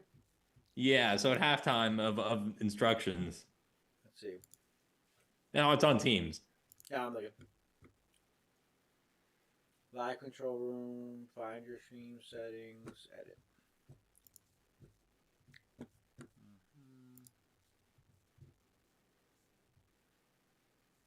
We have some more chats. Mex saying Stafford looking like Santa Claus giving out these touchdowns to the other teams. Okay, he gave the pick 6. That's bad tackling on Bijan. Yes, Stafford's interception set him up, but you're at the 8-yard line. Like, you're not expecting a 92-yard rushing touchdown there. The Rams will be fine from Andres. I don't remember the Falcons being anywhere near it. Well, that's why this isn't good, Andres. The Falcons aren't anywhere near it. I mean, who knows? Maybe the Falcons take their foot off the gas.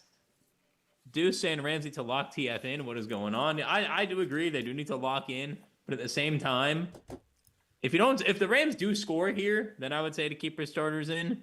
All right. Here's a question. Stafford comes back and wins this game. MVP? Or you don't give him credit because he had such a bad first half? It depends what he does in the second half.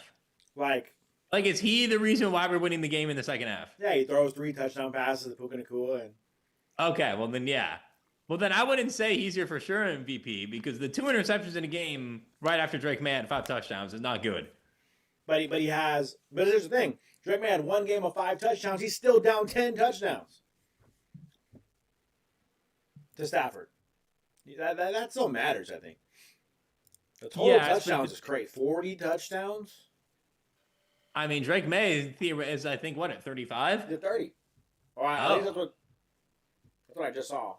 Maybe it hasn't updated yet. But. Yeah, that might not be updated from the preview from this week. Because if he's at 35, he very well might get to 40. Well, who cares about MVP? He still has to play next week because they can still get 1. How about we win a Super Bowl? Who cares? I mean, the Patriots also could do that. Yeah, could be Rams. Could be Rams, Patriots. And then we'll find out who the real MVP is. Yeah, it could be. 1st and 10, though, from the 26. Stafford to Nacua. That was actually double covered as well down the middle of the field. Pick up of about 8. That was almost intercepted there, too, if you didn't see that, Josh. Yeah, I did see that. Thurston saying that the rate they suck. I disagree. 2nd and 2.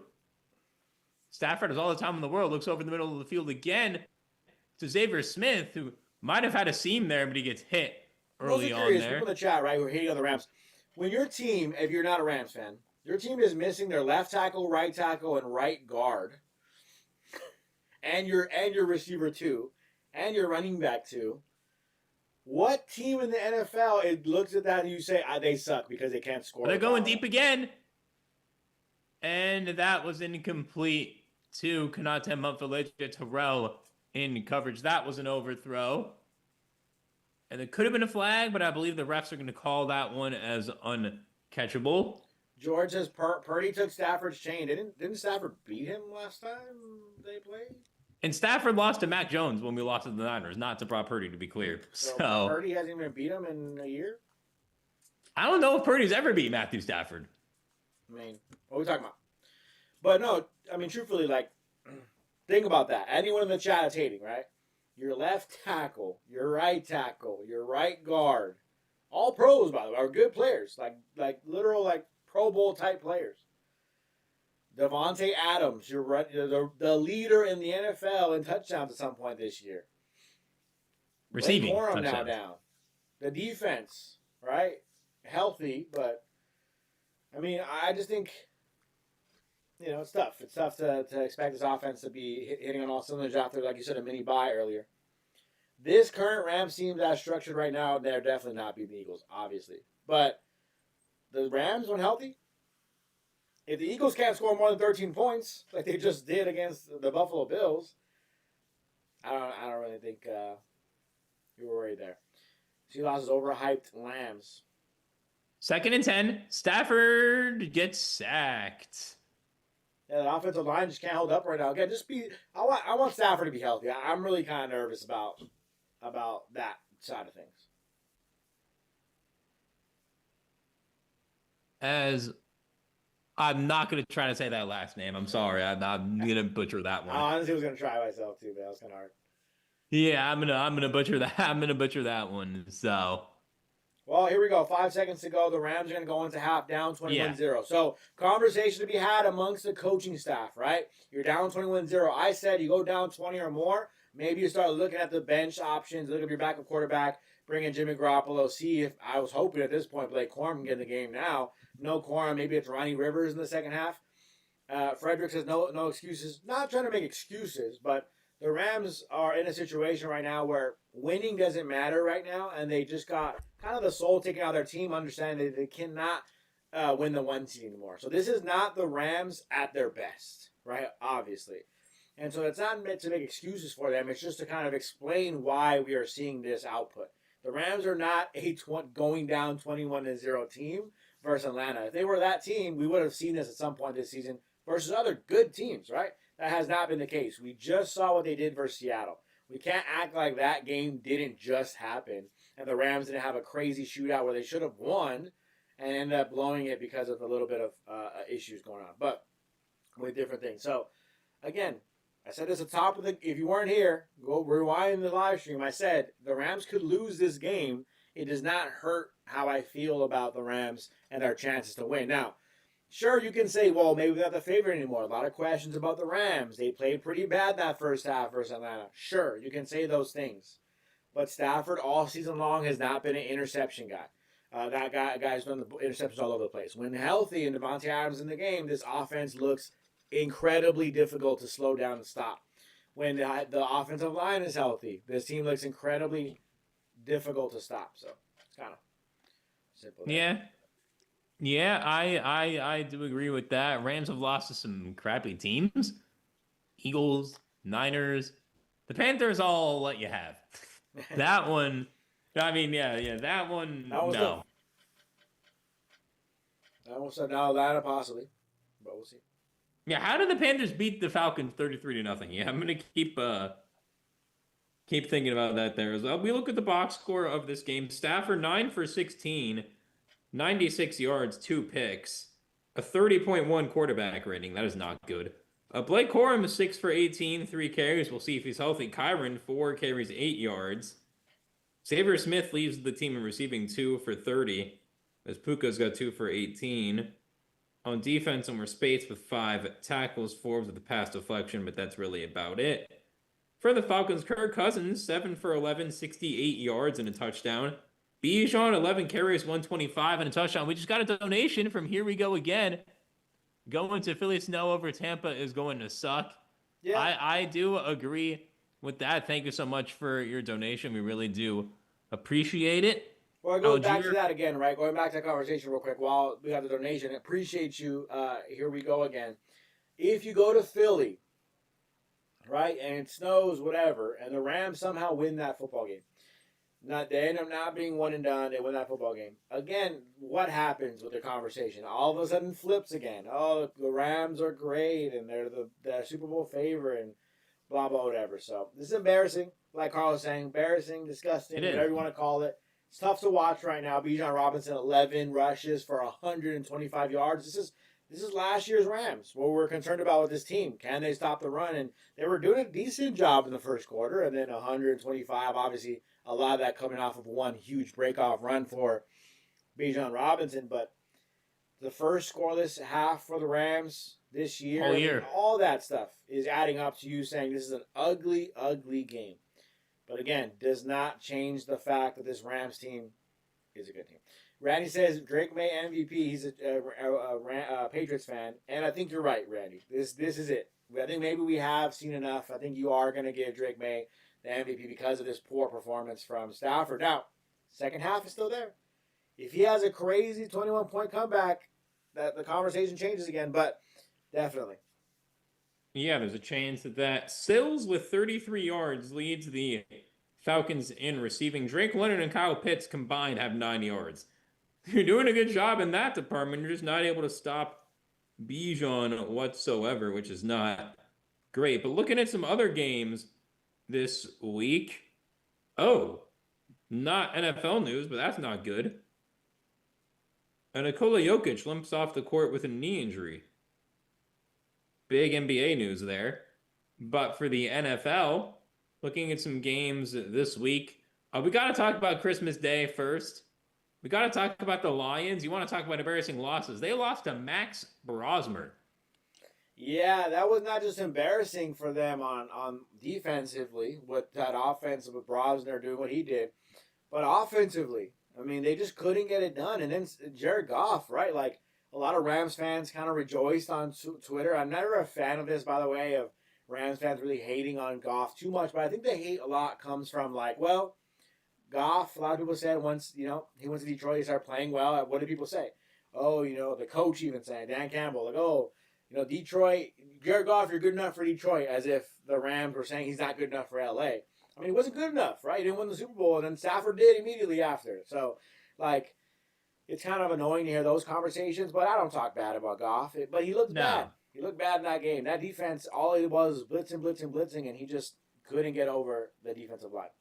No, and by the way, Max Brosmer, including sacks, had 3 net passing yards. Yeah. Yeah. And crazy. You won this game. Justin Jefferson led the team in receiving with 30 yards. Yeah, not good. The other Christmas Day games didn't really matter. Cowboys, Commanders, cool. Cowboys won. Yay. The Broncos struggled with Chris Oladukin, which, again, is a bit concerning, but I can't say anything about that. Going on to the Saturday games, got to talk about the Ravens. Derrick Henry backpacking that entire team. Tyler Huntley. Malik Willis, though, did have a good game. He had 288 and a touchdown. Malik Willis, by the way, might be the Colts quarterback next year because I think he's actually been pretty good since going to the Packers. Overall, Packers, bad game too. The Packers now locked into the 7th seed, which is why we're not talking about 7. The Ravens play the Steelers on Sunday Night Football next week. Going on to the Sunday games. The Steelers struggling with the Browns with a chance to clinch a playoff spot. Only put up 6 points on the Browns. Aaron Rodgers not looking good at all. Yeah, no, 100%. That's not a good game for Pittsburgh. I'm watching some highlights of that game actually right now. Shedeur Sanders flowed that ball up to Harold Fanning Jr. rolling into the end zone. Yeah, that's a nice little pass there. Got to talk about the Giants-Raiders battle for the number 1 overall pick of the Raiders. Yeah, that's all I have to say. The Raiders. Yeah, no, it's Dart looked decent. It's interesting to see that the Giants didn't really try that hard to lose that game. You thought maybe they would have been okay losing that game as well, but they didn't, ultimately. The Raiders did everything they could to keep Ashton Genty out of that game, but he still played. As that one was definitely interesting as well. We got to talk about some other games.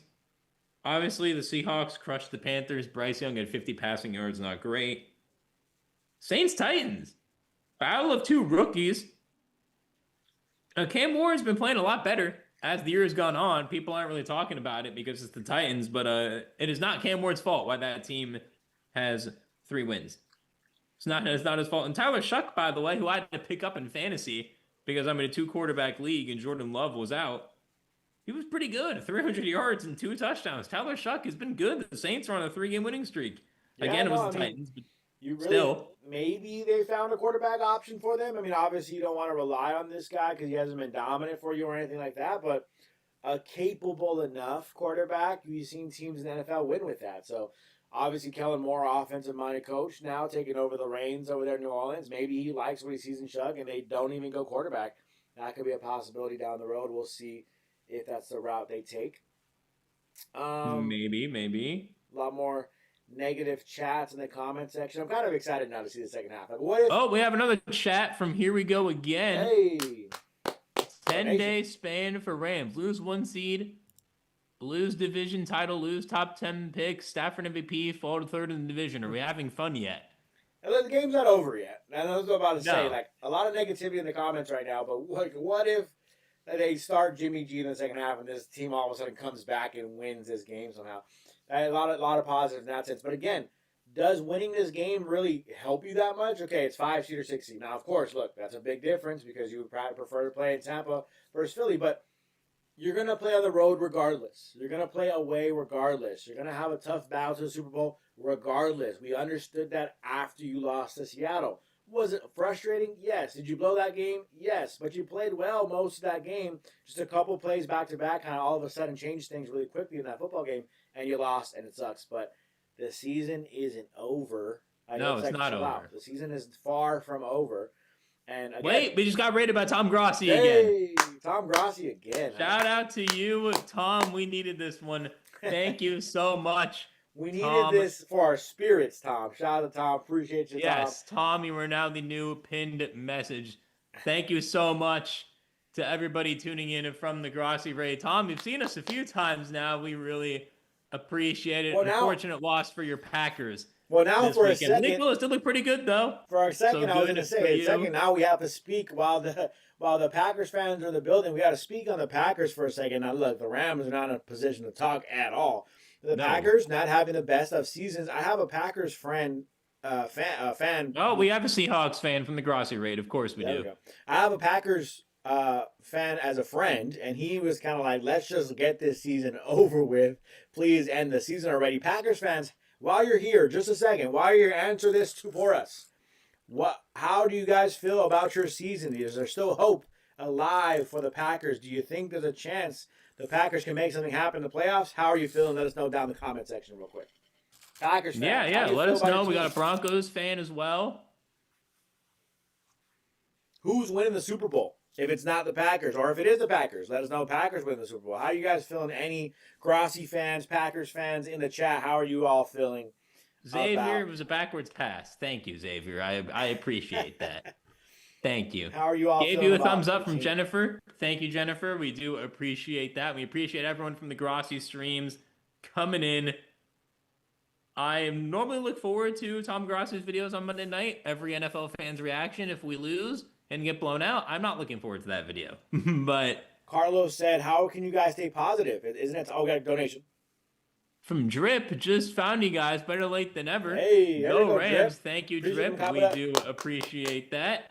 Real quick, though, Carlos said, how can you stay positive? Isn't it time to start asking McVay tough questions? If you close your eyes, you didn't see any of the scores right before, and you go in and you say, the Rams are 11-5.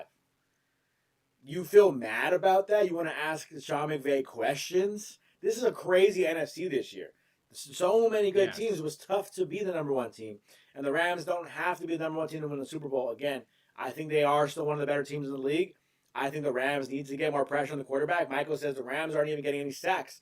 Get more pressure on the quarterback. Get some more sacks on the board. want to see all that stuff happen, but you can still be positive because I've seen this team at their best, and they are tough to beat at their best. They're not their best right now, but this is not how they're going to play round one of the playoffs. In my mind, that's what I think, at least. That would be where I put my money, is all I'm saying. That's why we have some Super Bowl predictions. Someone else said Seahawks Broncos.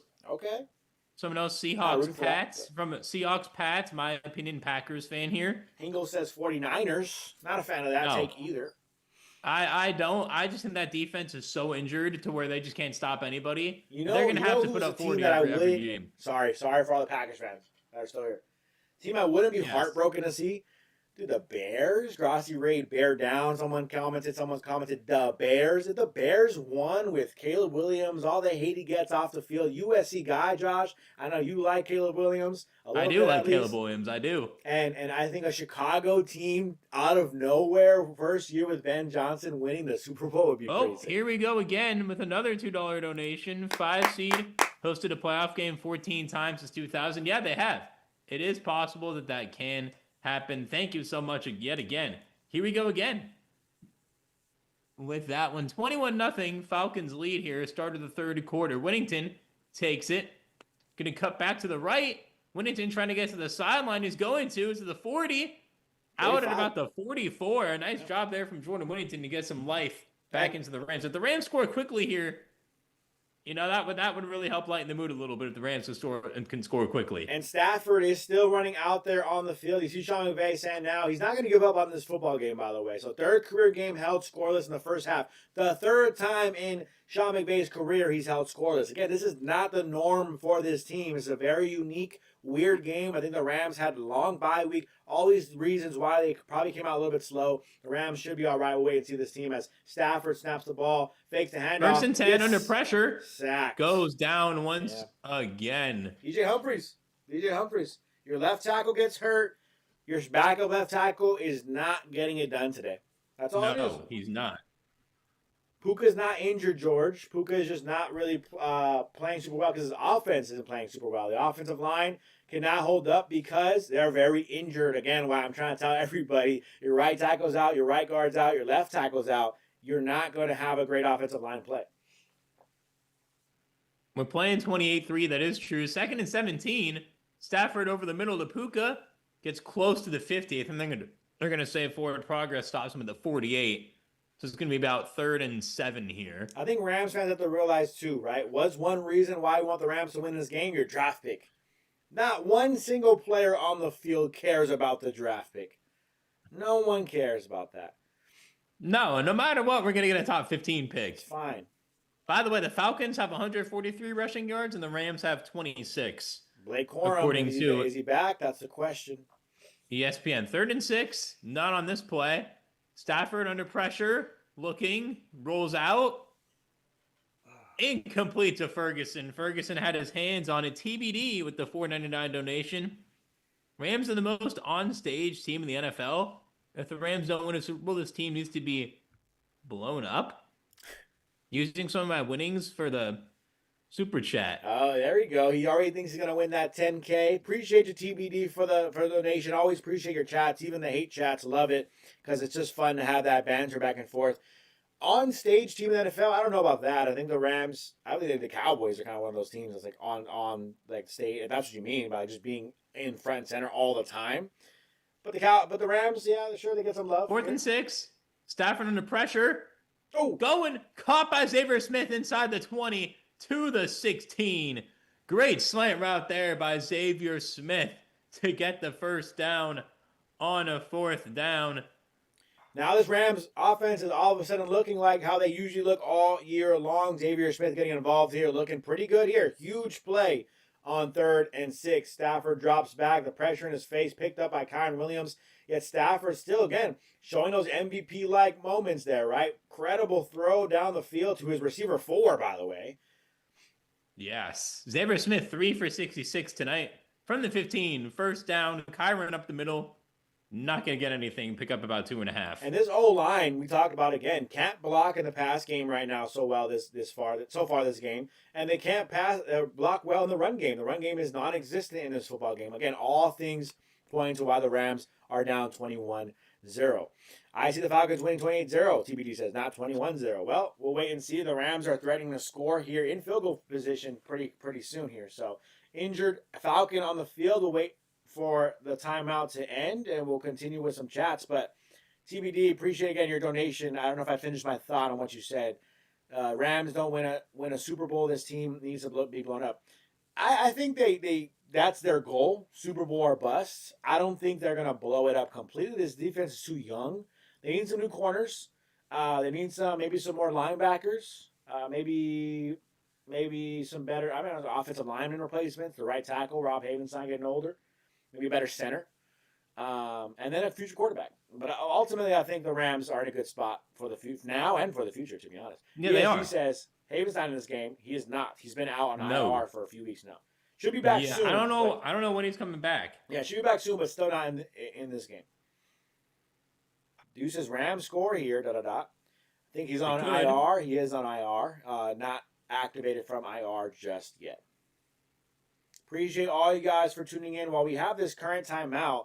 Watching a Jack in the Box commercial as we speak. Yes. Like the stream if you haven't liked it already. Subscribe to the channel if you're not subscribed already. We go live for every single Rams game so far this season. Maybe missed one or two, but we are going live for as many games as possible all the way to the Super Bowl, which is where we think the Rams will end up. So make sure you guys subscribe so you don't miss any of our live streams or our daily Rams content. By the way, Joshua Finehirsh started us off with some YouTube shorts. So if you guys want some quick content about the Rams, we also will be popping those shorts out here and there throughout the remainder of the season from here on out.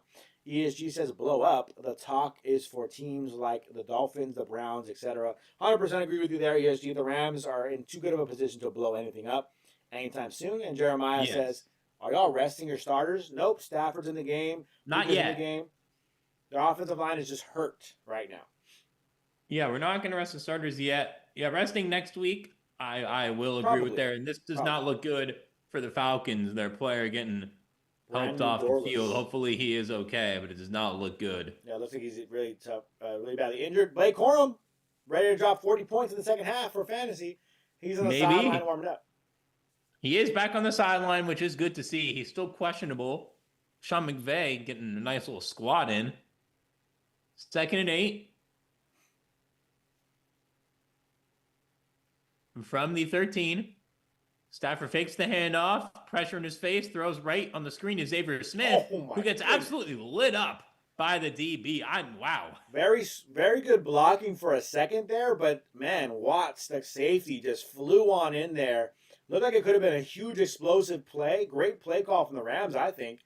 But the defense, just one player recognized it all, and Watts able to absolutely blow up Xavier Smith after a gain of about 2.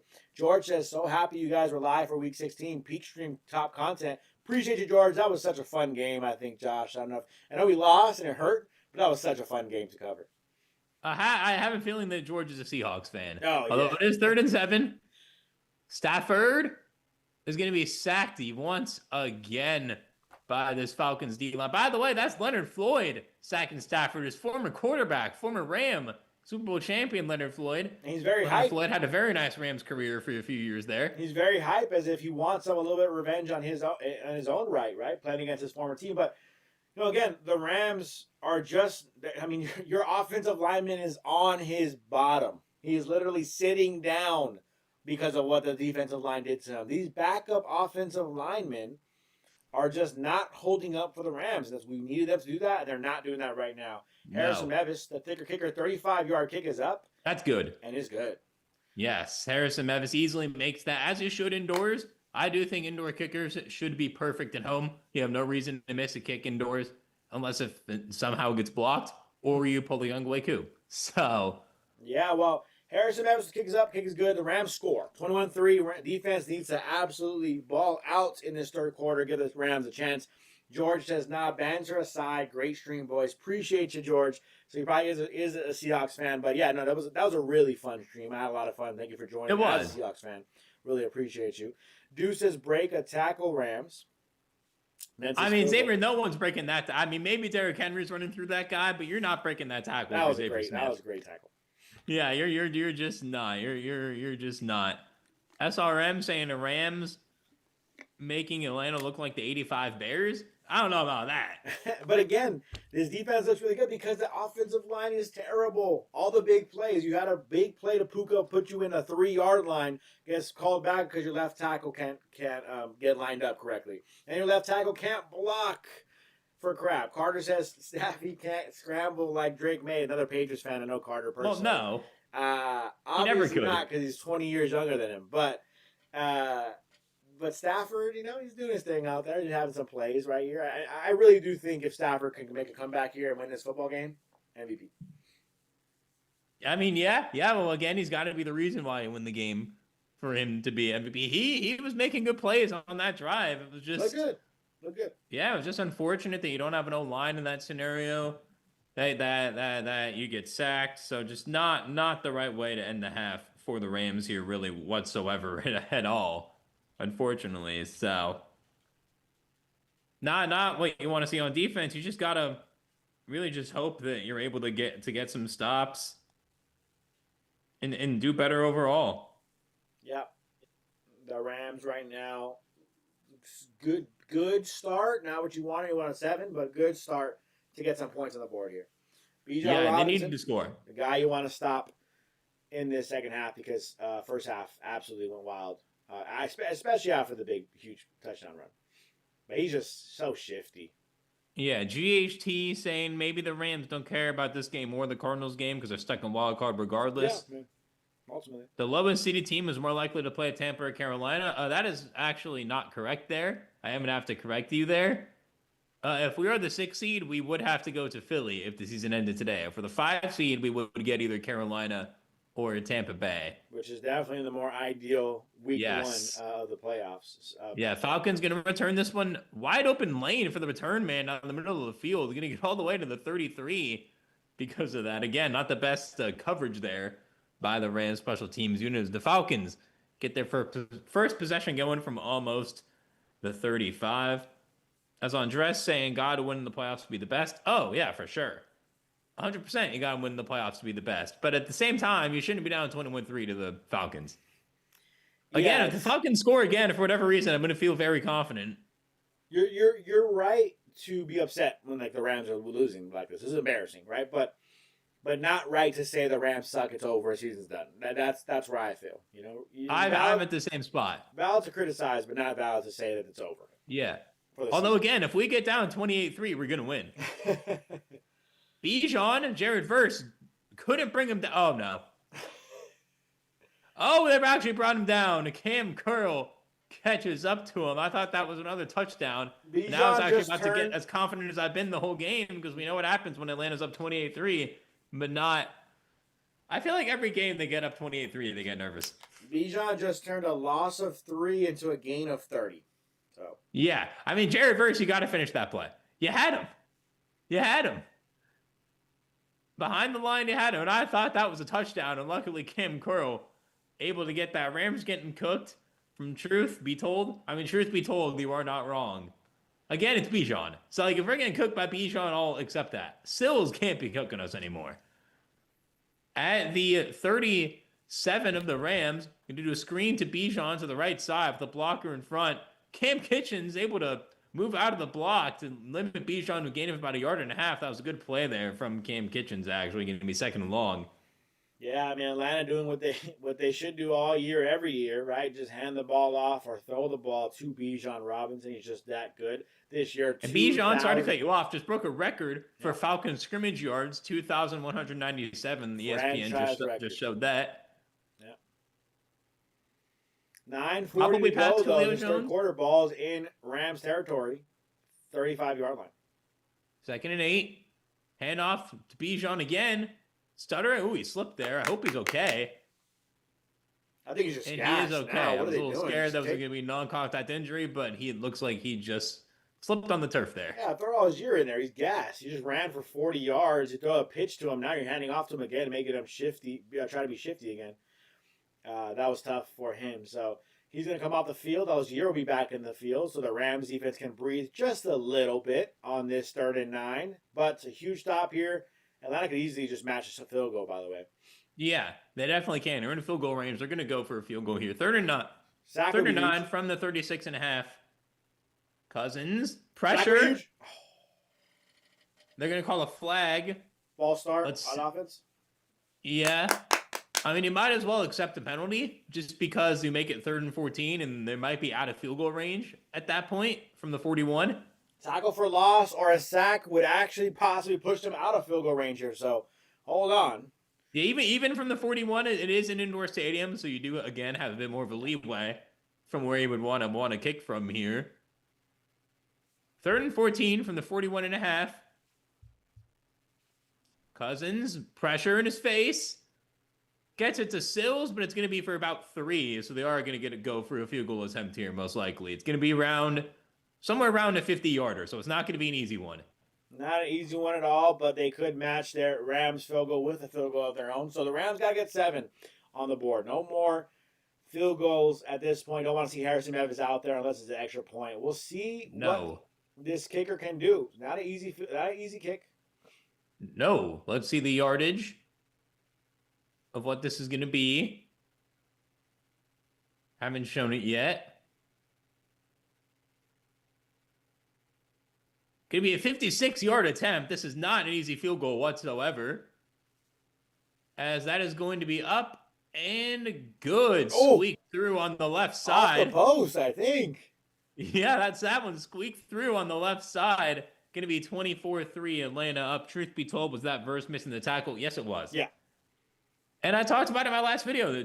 Jared Verse versus Jake Matthews going to be one of the matchups to watch in this game. And unfortunately for Verse, I talked about how he's gotten better at finishing plays in the backfield, but it is still a problem. And we saw that be a problem right there with him being unable to finish that one in the backfield. So not what you want to see early on whatsoever from this. Deuce saying, well, all touchdowns from here on out win at Rams. Yeah, we need touchdowns. TBD versus regress from last year. I wouldn't say that's the case. Would I say versus improved drastically like we all thought he could? I thought he could have been a dark horse DPOY candidate. I feel like a lot of people put some bets on that because it was pretty good odds if he ended up winning it or ended up being a finalist, but I don't think he's regressed. I don't think it's been the year or two that we all hope for. Braden Fisk, in my opinion, has definitely regressed from last year. That I will say. But for Jared Verse, I don't think he's regressed. I think he's just not improved at the rate that we wanted him to. What do you think, Josh? Yeah, I don't think he's regressed. I think he's just not necessarily. Again, just the dominance isn't there, and that's what's hard to judge, right? Just because he's not getting the sack doesn't mean he's not having a good season. He's putting a lot of pressure on quarterbacks at times. I think he leads the NFL in pressures or something crazy like that. I think he does. Yeah, and I want the sacks. But they are still putting pressure, this defensive line. Now, Braden Fisk has been a little quieter this year. That's one guy who dealt with some injuries last year to end the season, dealt with injuries throughout the year. And TBD says, I get the O-line. They appreciate the donation, by the way, TBD. Always appreciate the donation. Never need a donation. We'll respond to your chats regardless, but he's already celebrating that 10K apparently, trying to go ahead and donate a few dollars to us. I get the O-line. What's the D-line excuse? D is awful. Defense is awful, and I think partially it's awful because of the cornerbacks. And I don't want to kind of harp on them only and solely say it's their fault, but the cornerbacks, if they can't cover, the D-line can't get to the quarterback, right? And so that's a huge issue right now for the Rams. Again, someone said it earlier, Chris Shulick has like a bend, don't break type of defense. And so if the defense keeps bending, not breaking, well, then guess what? Eventually you're going to break because you keep allowing free yardage to these teams because your corners can't cover. You do. And that's not really where you want to be at all. You're winning tonight, but to return to start the half, he's not going to return that one. And it won't even be Winnington in general, Ronnie Rivers. CeeLo saying y'all going to need Aaron Donald to come out of retirement to get to the Super Bowl. Lol, excuse me there. I mean, would I mind? No, but I don't think it's going to happen. Well, CeeLo, you're literally a Niners fan, so I think... he is? I think so. Earlier he was talking about the Niners. I'm pretty sure, CeeLo, so... Talking about Super Bowl. I mean, you can use Aaron Donald too. You have fewer sacks than the Raiders. So I don't want. If you're a Niners fan, CeeLo, I think you might want Aaron Donald to come out. Yeah, you need Aaron Donald a lot more than we do. Like you genuinely need anything he get on that defense. Is we have a stoppage in play here for some reason. Carlos, I'm going to put you on a quick little timeout for a couple minutes here, all right? 5 minutes. Take a breather. Drink some water. We'll bring you back in just because you're spamming the chat a little too much here. 1st and 10 from the 35.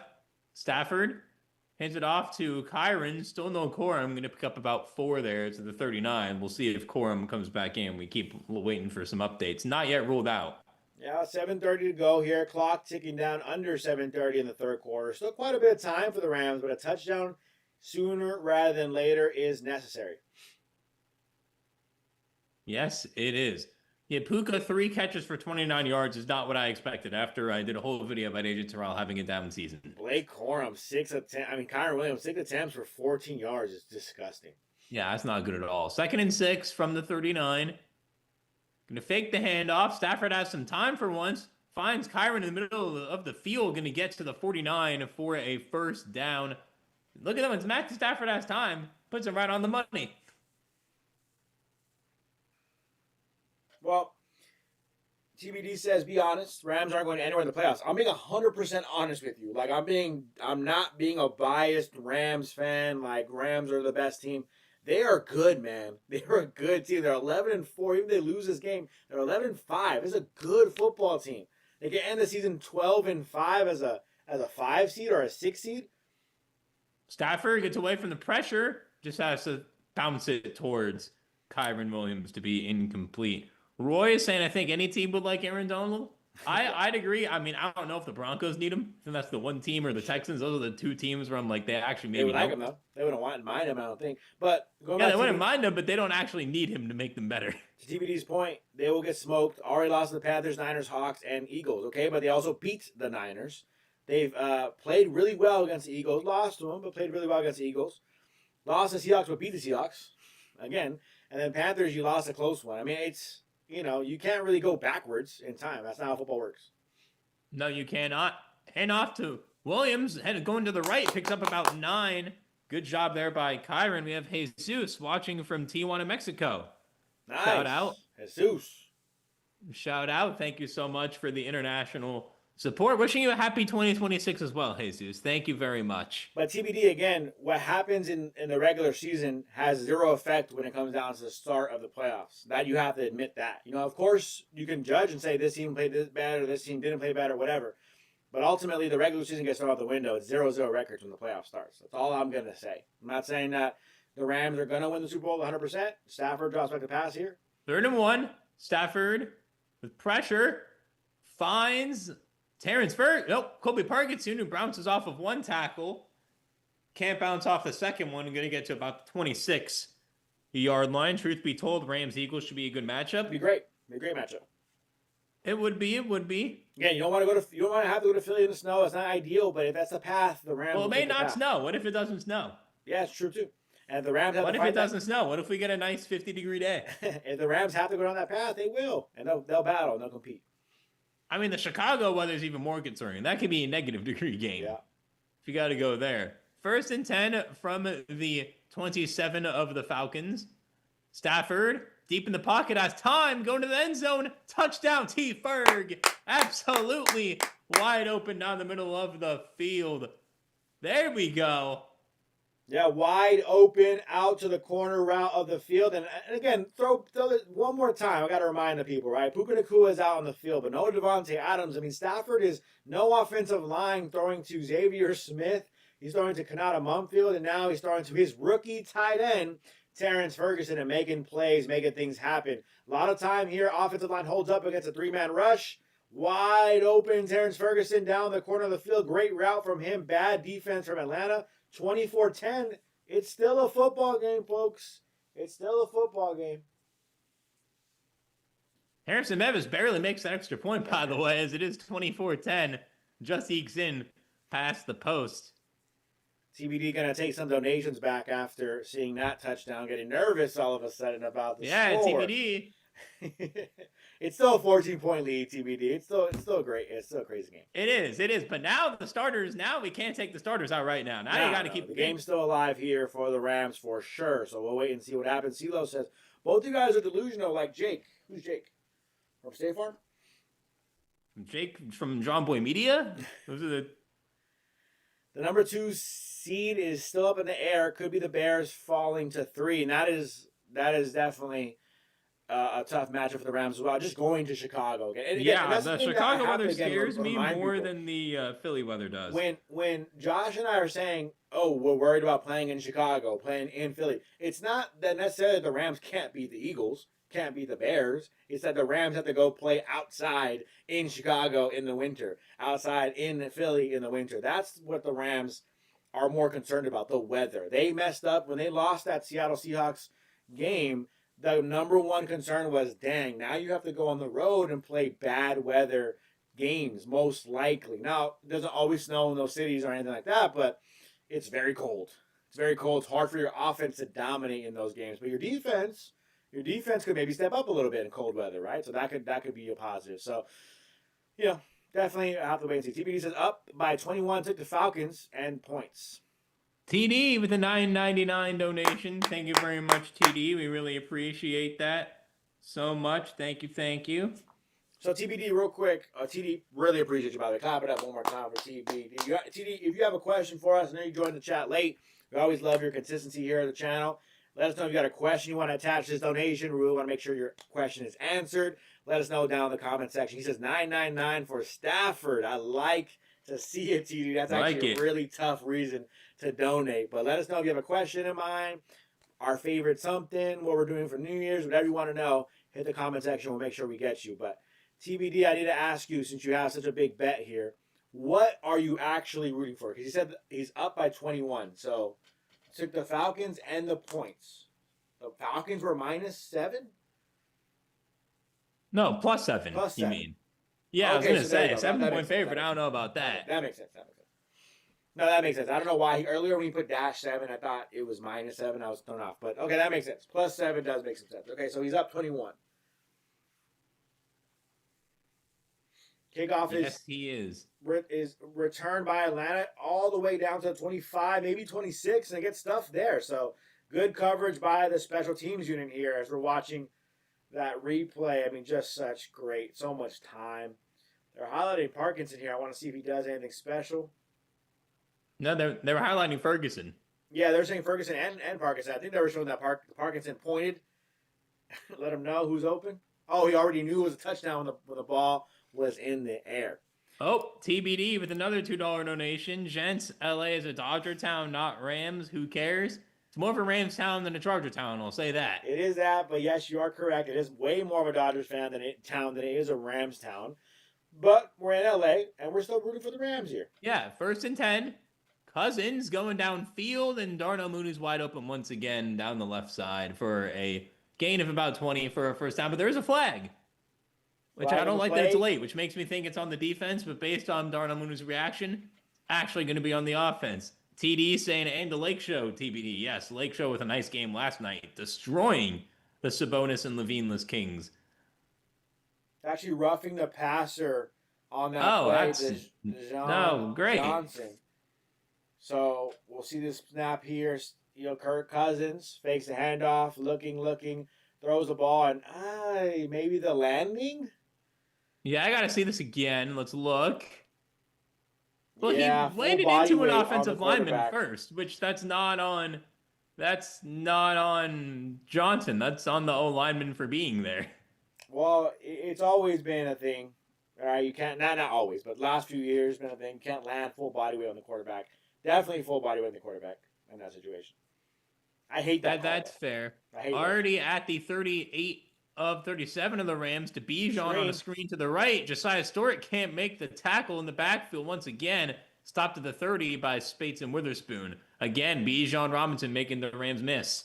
I talked about a video a few videos ago where the Rams had one of the lowest missed tackle rates in the NFL the first 7 weeks of the season, but they've been one of the worst at that the last few games. So that is one of the key reasons why that the Rams defense has not been as good. ESG says it's a Laker town second, Rams town third. I think that's probably the right rankings. I think Lakers and Dodgers are up pretty similarly, but yeah, definitely probably up there. Probably Dodgers, Lakers, and Rams. Yeah, the Clippers, I don't know if anyone saw Kawhi in a big 55-point game, but they had the San Diego logo on the court, and I think it's where they should be playing. And that is a first down for Bijan because the Clippers started there, and there are actually a lot of Clipper fans in San Diego. So I was there for the first half of that game. The Clippers. Did he leave because it was such a blowout? No, I left because I don't care for the Clippers, obviously. I went for something very specific. I was getting a shout out and stuff, so I actually got a shout out at halftime. Wow. Long story, but got a shout out at halftime for being a community hero. Wow, hey, okay. And then I went watched the first half and said, you know what? My duty is done here. I'm leaving. It was also my girlfriend's birthday, so had to get out of there. Oh, fair enough. Bijan on the right side picks up about 3. Kobe Turner wants a hold.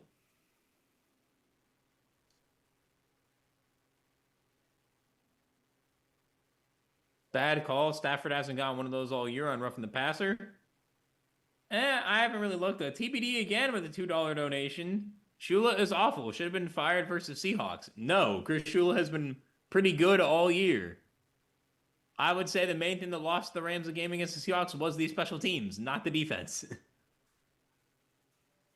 Yeah, Second and 8 though. Defense from has been perfect. The 23.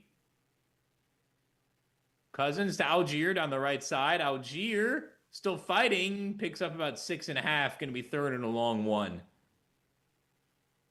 Go ahead, Josh. Sorry. No, I just was going to say defense hasn't been great or perfect, but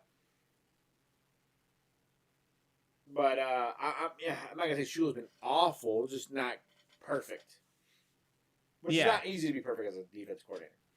No, it is not. 3rd and 2, though. Wouldn't be surprised if the Falcons still view it as 4-down territory. End of the 3rd quarter here from the 17. Going to be 3rd and 2. They're not giving him 3rd and 1. Hand off to Algier again. Same area. They're not going to get there. Jared Verse this time able to pick it up a lot better along with Landman and a few others. Well, being down 17 is better than being down 21 again. So great stop there for the Rams. Field goal unit probably going to come out here again for Atlanta unless they stay on the field. 4th and 4. Defense isn't moving for the Rams.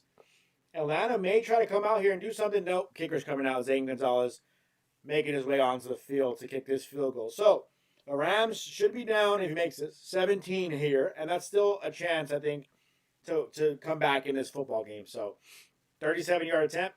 Shouldn't be tough for him. California Angels. Haven't heard that moniker in forever. Yeah, that's a old school reference. Josh knows him well.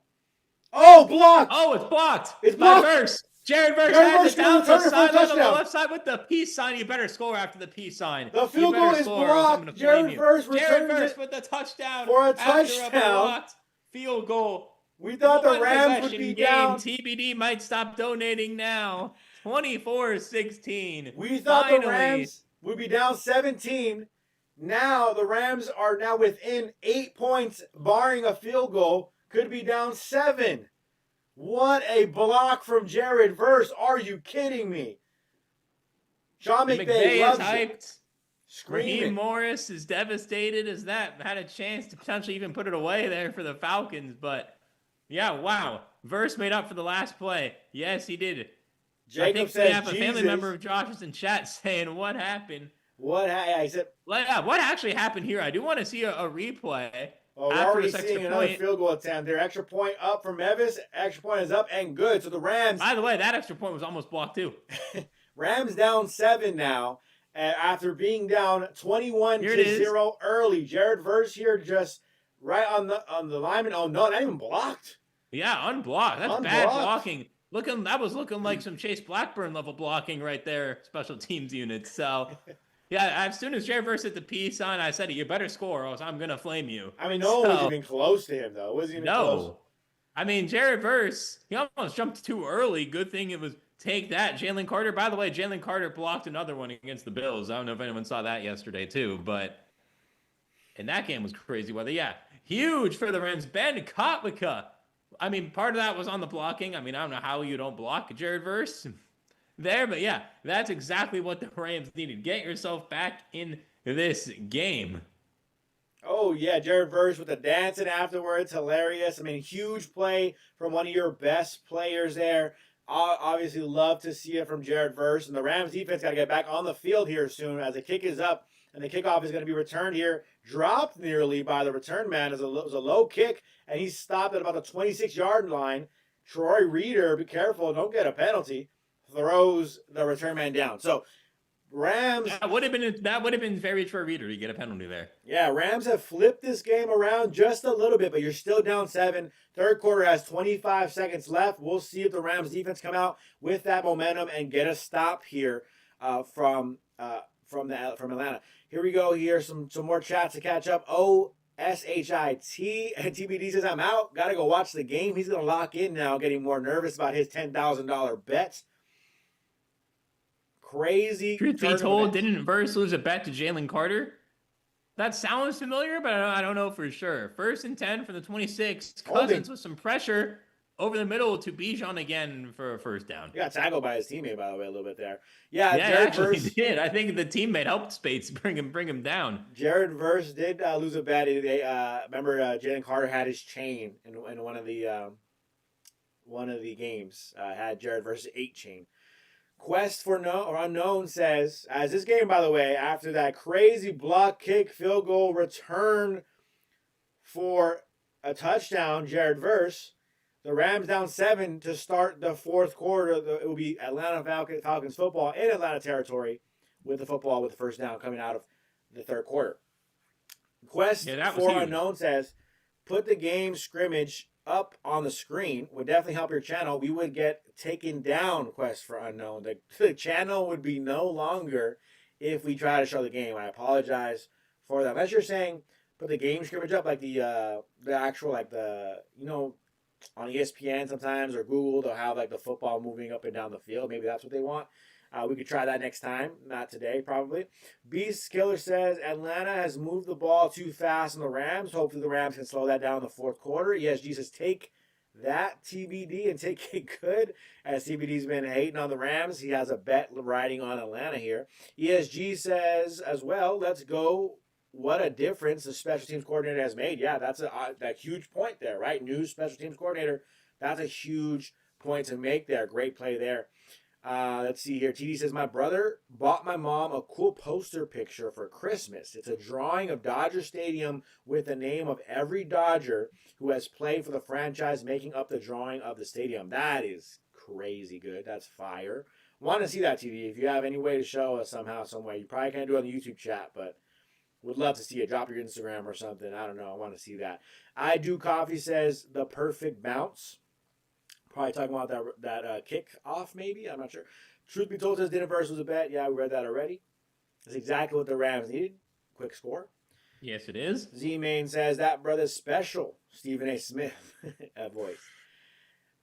Will says 21.2 miles per hour from Verse. I didn't see that, actually. That's I didn't see that either. That's speed right there. That is. TC says, sorry, guys, you're still not winning this game. You would if you were still playing for something. Maybe you're right, but I think that at this point, this Rams team's playing for each other. And I know that sounds super cheesy to say.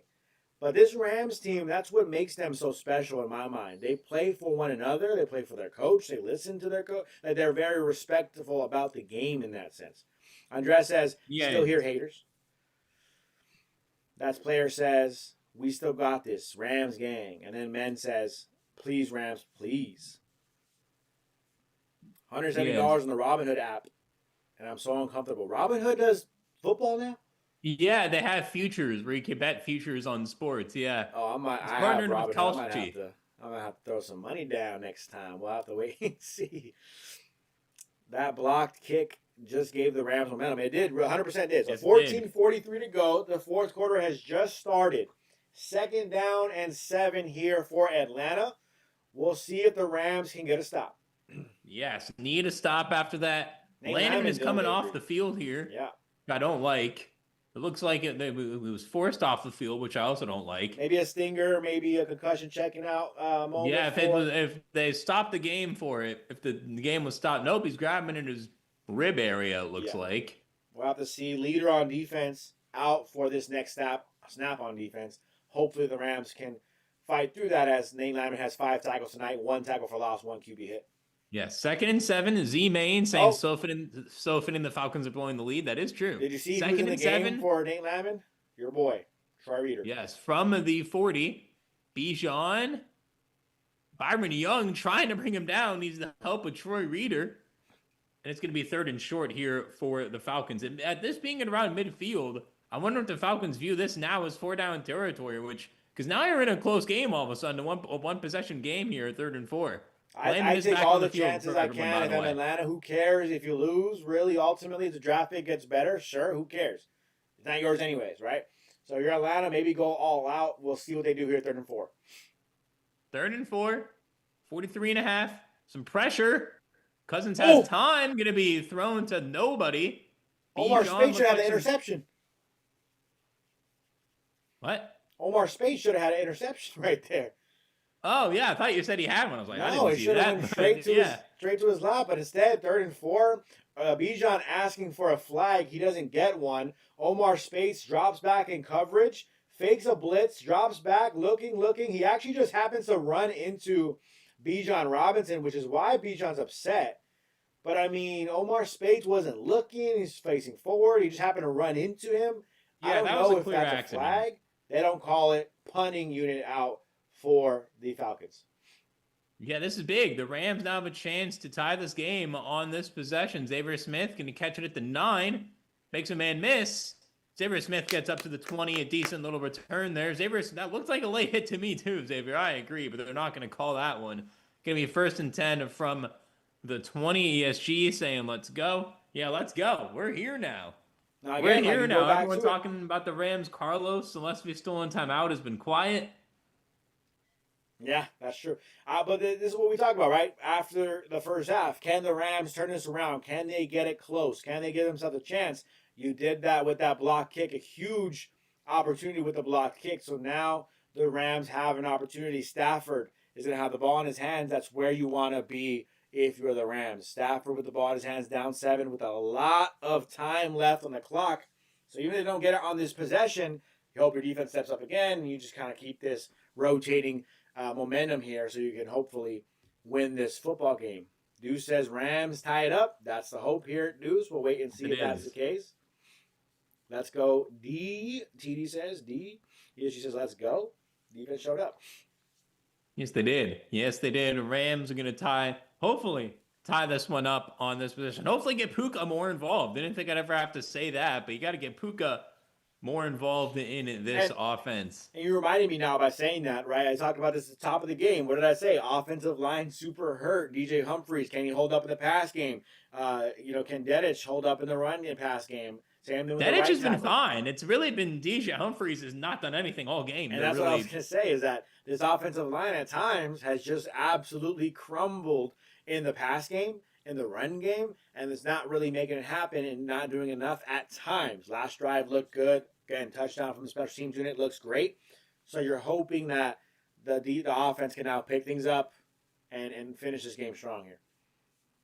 Yeah, you gotta hope that. ESG is saying TBD went from a sure bet to hoping he pushes. Yeah, at this point, he's hoping he pushes that the Falcons just win. What's good, Ramley, says Curtis Knight. What's up, Curtis? Appreciate you joining. Thank you. Going over Matthew Stafford's career arc here with his entire NFL career. Yeah, he through Week 16 led the NFL in passing yards and touchdowns. We'll see if he remains in the lead after tonight. Touchdowns for sure, he'll be there. But passing yards, in the second half, a lot better than the first half. 196 yards on the game, but 96 in the first, 100 in the second. 13:36 to go. Rams down 7. Ball at the 20-yard line in Rams territory. Fake handoff. Stafford rolling out. Finds Puka down the sideline. Puka's going to get 8 there. Going to be 2nd and 2. Way to get Puka involved early on here in this offense. Dude says Rams love to give us heart attacks every game. You know what? I'd rather have it that way. Here we go. Here's the MVP comparison, by the way. 13-3 record for Drake May. 263 yards. I think that's per game. I was going to say. 34 times. I mean, it's a close race. It is. If Stafford does come back and the Rams win, then I do think Stafford definitely does edge it out still for right now. 2nd and 3, Stafford. Hand off to Williams, who has some space down the sideline. Got to pass Jesse Bates. He can't. But Kyren's going to get a nice little run there, get near midfield for a first down. Bates asking for a cheap little flag at the end, asking for a face mask flag on the stiff arm from Kyren. Not much there, so the refs don't call it. No. 12:42 to go. The clock is ticking. The Rams down 7. The Rams, by the way, have lost 62 straight games when trailing by 21 points. They trailed 24-3 at some point in this game. Well, 21-0 as well at some point in this game. Oben saying I'm from Brazil. Shout out Brazil, Oben. Thank you. Stafford, 1st and 10 from the 48. Was going to go deep, but instead checks down to Parkinson, who fights forward for 7 down the middle of the field. That was a good, smart play there by Matthew Stafford. Is Oben saying, I don't speak English. And a great job to get the football to his tight end, because the way that ball was, by the way, Brandon Dorless earlier knee injury, like you said, it looked very concerning. He was crying as he was carted off the field, so not necessarily a positive. Prayers up for Brandon Dorless of the Atlanta Falcons. Yeah. Stafford, 11:48 to go, though. Here we go. Ball is already in Atlanta territory. Yeah, 2nd and 1. They're going to give him 8.5 yards there from the 43.5. Stafford to Williams again down the right side with some more space. Goes to the 34.5 for a first down. Kirk Cousins armed across on the bench, kind of smiling a bit, maybe frustrated at the fact that he may have to try to be fourth quarter comeback Kirk Cousins here. If from Deuce, Puka TD incoming, I hope so. That's the hope. I hope so. That's the hope. Here we go, 11:12 to go. And this fourth quarter clock is ticking. Kyren Williams, 9 rushes, 52 yards today. Yes. Definitely picked it up after a slow start. KCC saying, go Rams. Thank you for streaming today, my dudes. Thank you, DCC. We appreciate it. 1st and 10 from the 35. Stafford to pass, looking. Checks it down again to Parkinson down the middle. Going to pick up about 2 there. TBD, not a Rams fan. However, hate the Niners, Giants, Sharks, and Warriors.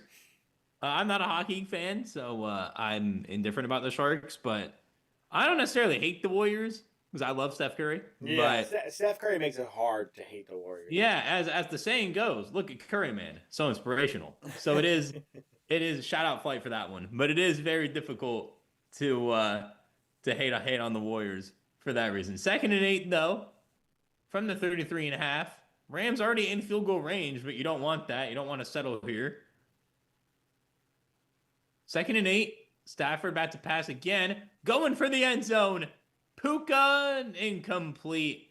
Again, not really an advised throw there. Puka's a little shaken up there, getting up, so hopefully he's okay. Yeah, tough throw. Would have been a really tough catch for Puka down the field. I mean, on A.J. Terrell, one-on-one, great route, just straight down to the 10-yard line. Incredible coverage and an incredible throw from Stafford. Just a really difficult catch for Puka, for anybody, but it's even Puka. As good as he is. I mean, he had a chance at it. He did. He may have been out of bounds because half of his body was out of bounds, so they may have called it incomplete. Corey saying, what's up, Josh? And Josh, go Rams. What's up, Corey? What up, Corey? Go Rams. 3rd and 8. Big play here. If they get within 3, I wouldn't be surprised if they go for it here. 3rd and 8. Fumble the snap. Oh, no. Offside. This is a live ball. There's a flag. This is offside. There's a flag. We'll see. We'll see. Stafford fumbled the snap, but I think offsides by Atlanta. I think I saw an Atlanta defender creep offsides. There is a flag on the play.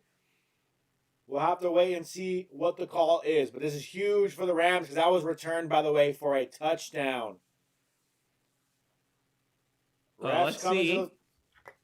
Offside yes, defense. Offside defense. Vegas James made Pierce, the call, the TDD. rookie. They heard about your $10,000, and they're trying to help the Rams. I saw this live. Pierce jumps offsides just 1 second before the ball snapped. Now, that might have been a false start, actually. Oh, I don't know if he even gets offsides, though. That's probably a neutral zone infraction, not an offsides. Yikes. If I'm I think no matter what, it's a 5-yard penalty, though. So no matter what it is a penalty. Yeah, if I'm Atlanta, I am livid if I'm Atlanta. I think that's a neutral zone infraction. So I it's think still it's a penalty, offside, but it's not offside. I'm livid if I'm an Atlanta fan. And you see their head coach now, he's absolutely upset because I think that is a ridiculous call. Rams get bailed out. That was a fumble return for a touchdown. Instead, the Rams had the ball 3rd and 3. 3rd and 3. I mean, the refs haven't helped us out much all year, so it's finally time as Kyren gets stuffed. And let's not forget, San Francisco fumbled the football, and the refs don't give it to the Rams. Let's not forget that. And the Rams returned it for a touchdown, by the way. They didn't give it to us either. And the Seahawks game, it was a fumble, but they didn't let the 2-point conversion be a do-over after they blew the whistle dead. It was a fumble. 3? I'm going to make that clear, but the play was blown dead, so it should have been a redo. Not a good conversion, but Deuce says Rams need a TD, so instead of going for a field goal, they're going to listen to Deuce and go for it here on 4th and a long I kind of 2 agree yards. here on 4th and 2. I think you have to go for it. 4th and a long 2, might I add. Stafford. Oh, intercepted. And his 3rd interception. Watts again. Stafford And Watts has room down the sideline, staying in bounds, and this might be a touchdown. And it is. Stafford gets bailed out for fumbling the snap and then throws a pick 6. Matthew Stafford. What are we doing? Wait. Is Bijan on the field? That's a flag if Bijan's on the field. It is. He shouldn't be on the field. Either way. That's on the And his kickoff. helmet's off. On the kickoff. And his helmet's off. I saw someone got penalized for that. They took a touchdown off the board. So if they might take this off the board as a touchdown, it is still a pick. I mean, what a read. What a read from Watts. I mean, yes, Stafford, you can blame him all day. That was just an incredible read from Watts. He read the quarterback's eyes. There is a flag. They are going to call the flag. Are they going to keep the touchdown on the board? I've seen this before where they've taken the touchdown off the board. I'm not kidding about this. I think they're good. This is going to be a flag enforced on the kickoff probably, so the Rams are going to get an extra 15 here. And did he step out? Yes, he did. That is not a touchdown. That is not a touchdown. They better reverse that too.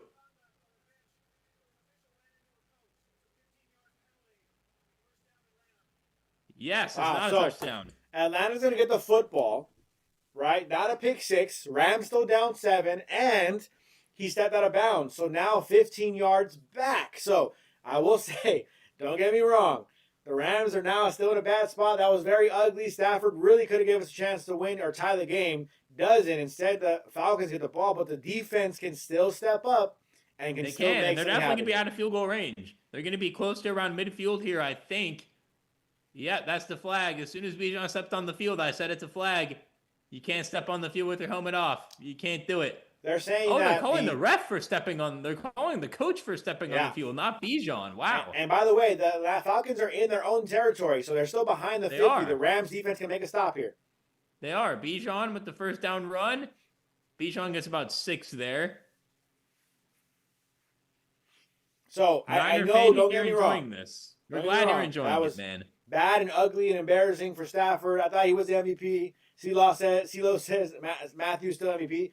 Probably not, but at the end of the day, Rams have a chance to win this game still. They do. Defense especially with a stop here. Even if you give up a field goal, you still have a chance. Touchdown, I don't like our chances, but as long as you don't give up 7 here, you still have a chance. 2nd and 4 from the 48. Hand off to Bijan once again. Not going to work. Puka Nacua lost his helmet, so he's going to be out of the game on this key 3rd down, which is not ideal. Going to be 3rd and about 2 no here. Helmet. Impressive there. And by the way, again, you want to talk smack about Stafford throwing that pick. It was not a great throw, don't get me wrong, but I think that's just a great play by the defense. Am I wrong? No. Oh, that's a face mask. Illegal hands to the face. Oh, my. Another missed flag, by the way. That's a clear illegal hands to the face. Here we go. 3rd and 2 from the 49 of the Rams. Again, if this is 4th and inches, wouldn't be surprised if the Falcons go for it, so you're probably going to have to stop them twice here. Cousins to pass. O-line holding up decently well. Spates in the backfield. Pick!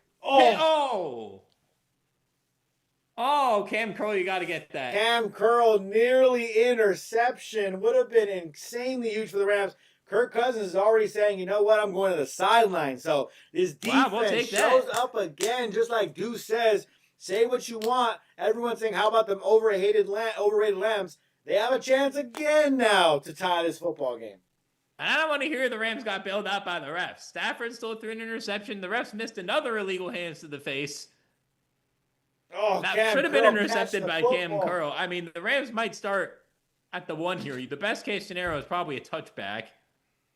Oh, no. Oh, that was almost running into the kicker. Luckily, they didn't call that. And a fair catch at the 11 made by Xavier Smith. So quite a actually good field position for where they punted from. That could have been a lot worse in terms of starting here. Getting a look at downtown Atlanta there.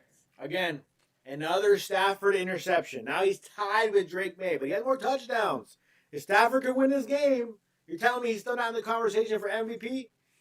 He's in the conversation for sure, yes. This is but it's definitely his worst not, game since Carolina, though. I will say that. This is a worse game than the Panthers game. It is. By the way, don't mind me if I'm eating. I haven't eaten all day. And someone just brought me a plate of food, so I might eat a little bit. What do we got, though? What do we got? You got to tell us what you're eating, though. Oh, my girlfriend made some, I think it's probably Trader Joe's, probably. I don't know if you can see on the camera. Trader Joe's can't orange see. chicken and rice. Ooh, orange chicken. Oh, that sounds good. It's really good right now because I am starved. I'm just going to take a couple bites here while Josh reads some chats, hopefully. Yeah, I'll read some chats. Gideon saying Stafford threw his chances away. Gideon, all I'm saying is if he wins the game, I think he's still in the conversation. Yeah, if they lose the game, he's out of it. Yeah, if they lose the game, he's out of it. You rest him. If he's in the MVP conversation, because Drake May has to play next week for them to get the 1 seed. Do the Rams play Matthew Stafford in the first half if they win next week? Z-Man, I don't know. We'll see. Z-Man says, dude doubles his interceptions in one game. Well, good thing it's a whole season-long MVP. Yes. It's not a one-game TBD MVP. said with another donation, thank you, saying my preseason pick was the Chargers to win the Super Bowl. That's a bold pick. If the Chargers were fully healthy, I would definitely be higher on them, but they are not healthy at all. Jacob saying Drake May MVP, question mark. Definitely has a shot. I thought coming into this week, I thought Stafford was very far ahead of him, but that gap is certainly very much closed. Mm-hmm. It's very much 50-50 to me right now. Drake May blew a game against the Bills too. Yeah, but he didn't have 3 picks though. Do you think if you're a voter, and I hate to say it, but I think some voters do think, well, Stafford's never had an MVP. Drake May's 23 or however old he is. Let's get some of the people voting don't like Matthew Stafford. If you don't remember in the preseason, Bill Barnwell called Matthew Stafford Dak Prescott with a ring, which is one of the worst analyses. And normally Bill Barnwell's a pretty good analyst, but that one, not good. I don't know what made him think he's Dak Prescott with a ring. Okay. I want to say this for any Drake May fans, by the way. Go ahead. I love Drake May, by the way. I want to make it clear. I love Drake May, but he's not MVP.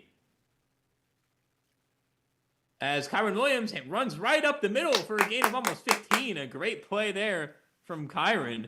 I want to say this. For any Drake May stands who want Drake May to win MVP.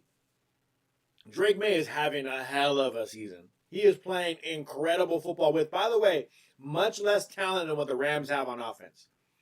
So, give him his credit where credit is due. Just saying. Stafford's a good quarterback too. Yes. Wilbur saying terrible take. Dak can't even get to a championship game. Exactly. My point. I don't know how Bill Barnwell came up with that one. From the 25.5. First down Rams. Fakes the handoff. Stafford has time. Going to check it down to Kyren, who's got space down the left sideline. Kyren tries to make Watts miss, but he can't. Kyren picks up a gain of almost around 15 once again. Nobody is afraid to play the Pats in the first round. Chargers will beat them. Ooh. Well, knowing Justin Herbert in the playoffs, I don't know about that. Justin Herbert literally came out and said he still thinks about that playoff loss. So I still think about that playoff loss because it's so funny. Yeah, but you shouldn't be saying that as an NFL player. From the 47, 1st and 10 Rams, just over 6 minutes left. Stafford getting some pressure. Throws over the middle to Kyren. Going to pick up about 5. I kind of like this. I kind of like this right now with what Stafford's doing. Just take what the defense is giving you. Just Kyren Williams MVP? No.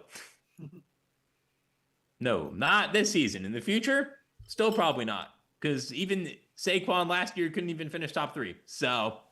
But in this fourth quarter, yes. Yeah, the fourth quarter has been very good. Is Puka coming out? The Chargers play violent. and there is rock solid. I mean, the Chargers aren't a bad team, but again, Herbert in the playoffs is just Kyren up the middle, though. Picks up the first down, keeps the legs churning. Nice job from Kyren, having a much better second half. Deuce saying it's Puka time. I hope so. I hope that it is Puka time. It's 5:19 to go, by the way, with the clock ticking. Blake Corum has been on the sideline since the first half, so he was questionable return, never returned. He was warming up in the second half, but never came back into the game. And right now, Kyron's out, so are they going to Yeah, which I'm assuming Ronnie Rivers is going to be the back. It is. Yes, that is the case.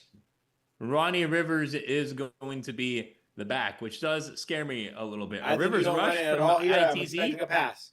Yeah, I would expect a pass. 1st and 10, Stafford with the fake. Stafford looking deep. There is a flag. Holding. To Puka. Touchdown. Holding offense. Touchdown. Well, they want him to say he's out of bounds. Let's see if it even stands. Holding offense. Stafford knows it's holding. Holding offense. And it's none other than DJ Humphries again. How much you want to bet it's DJ Humphries? Was DJ Humphries. 2 touchdowns, essentially, that DJ Humphries has lost for the Rams. And again, why it's so frustrating to see people say the Rams are choking, they suck. Your backup left tackle is playing a horrific game today and literally single-handedly losing the football game. I have a hot take. I don't think DJ Humphries could be on the playoff roster after today. I don't think he should be in the NFL anymore after today. Jeez. Was Puka even in bounds? Let's do a double check. He needs to get something in bounds. Yeah, he's clearly in bounds. Jesse Bates, he's clearly in bounds. What are you talking about? And again, Stafford, people want to talk about MVP. That's an MVP throw. That's twice. By the way. Earlier he did the same thing to Puka, and DJ Humphries ruined it again by not even lining up in the right spot. Yep. As Kyren on 1st and 20 picks up about 2. CeeLo says nothing but excuses. The left tackle just lost. That was a tie game. The left tackle That's was your not on backup. Matthew Stafford whatsoever. Ruins a great play. How is that an excuse? You just watch it happen live. You just watch DJ oh my God. DJ Humphries, if we lose this game, is going to be the thumbnail of tomorrow's video. Honestly.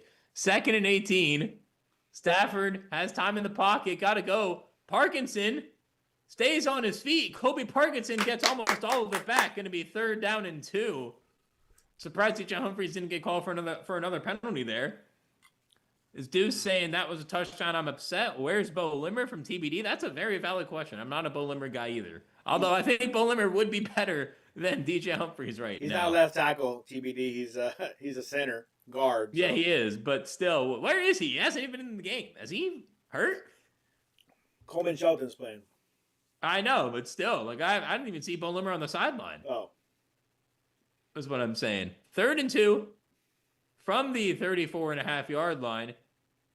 Gonna run it up the middle with Kyren. He makes a move out to the right. Kyren's got some space. He's at the 15. Gonna be down at around the 10. We'll see if they give him 1st and goal. Oh, another flag. Penalty again. This better not be a hold. If this is holding number 72. Oh no, what is it?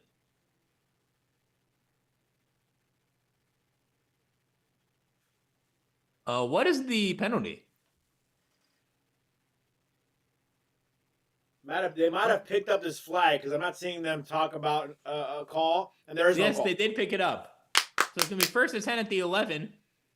Screen to Puka. He's got space. Touchdown! Puka Nacua. The Rams 1 point away from tying the game. Now, I think you have to kick. I don't think you go for 2 without Devontae here. So there's 2 huge plays from Stafford, both to Puka Nacua that DJ Humphries ruined, and that's him tying the game. Now he does it again. So this is why we're saying Stafford MVP. He's like, you know what, DJ Humphries? It's okay. I'll just do it again. Don't even worry about it. And that's why we say 9 for MVP. Get the ball back again. If we get the ball back, is there someone else that can play instead of DJ Humphries?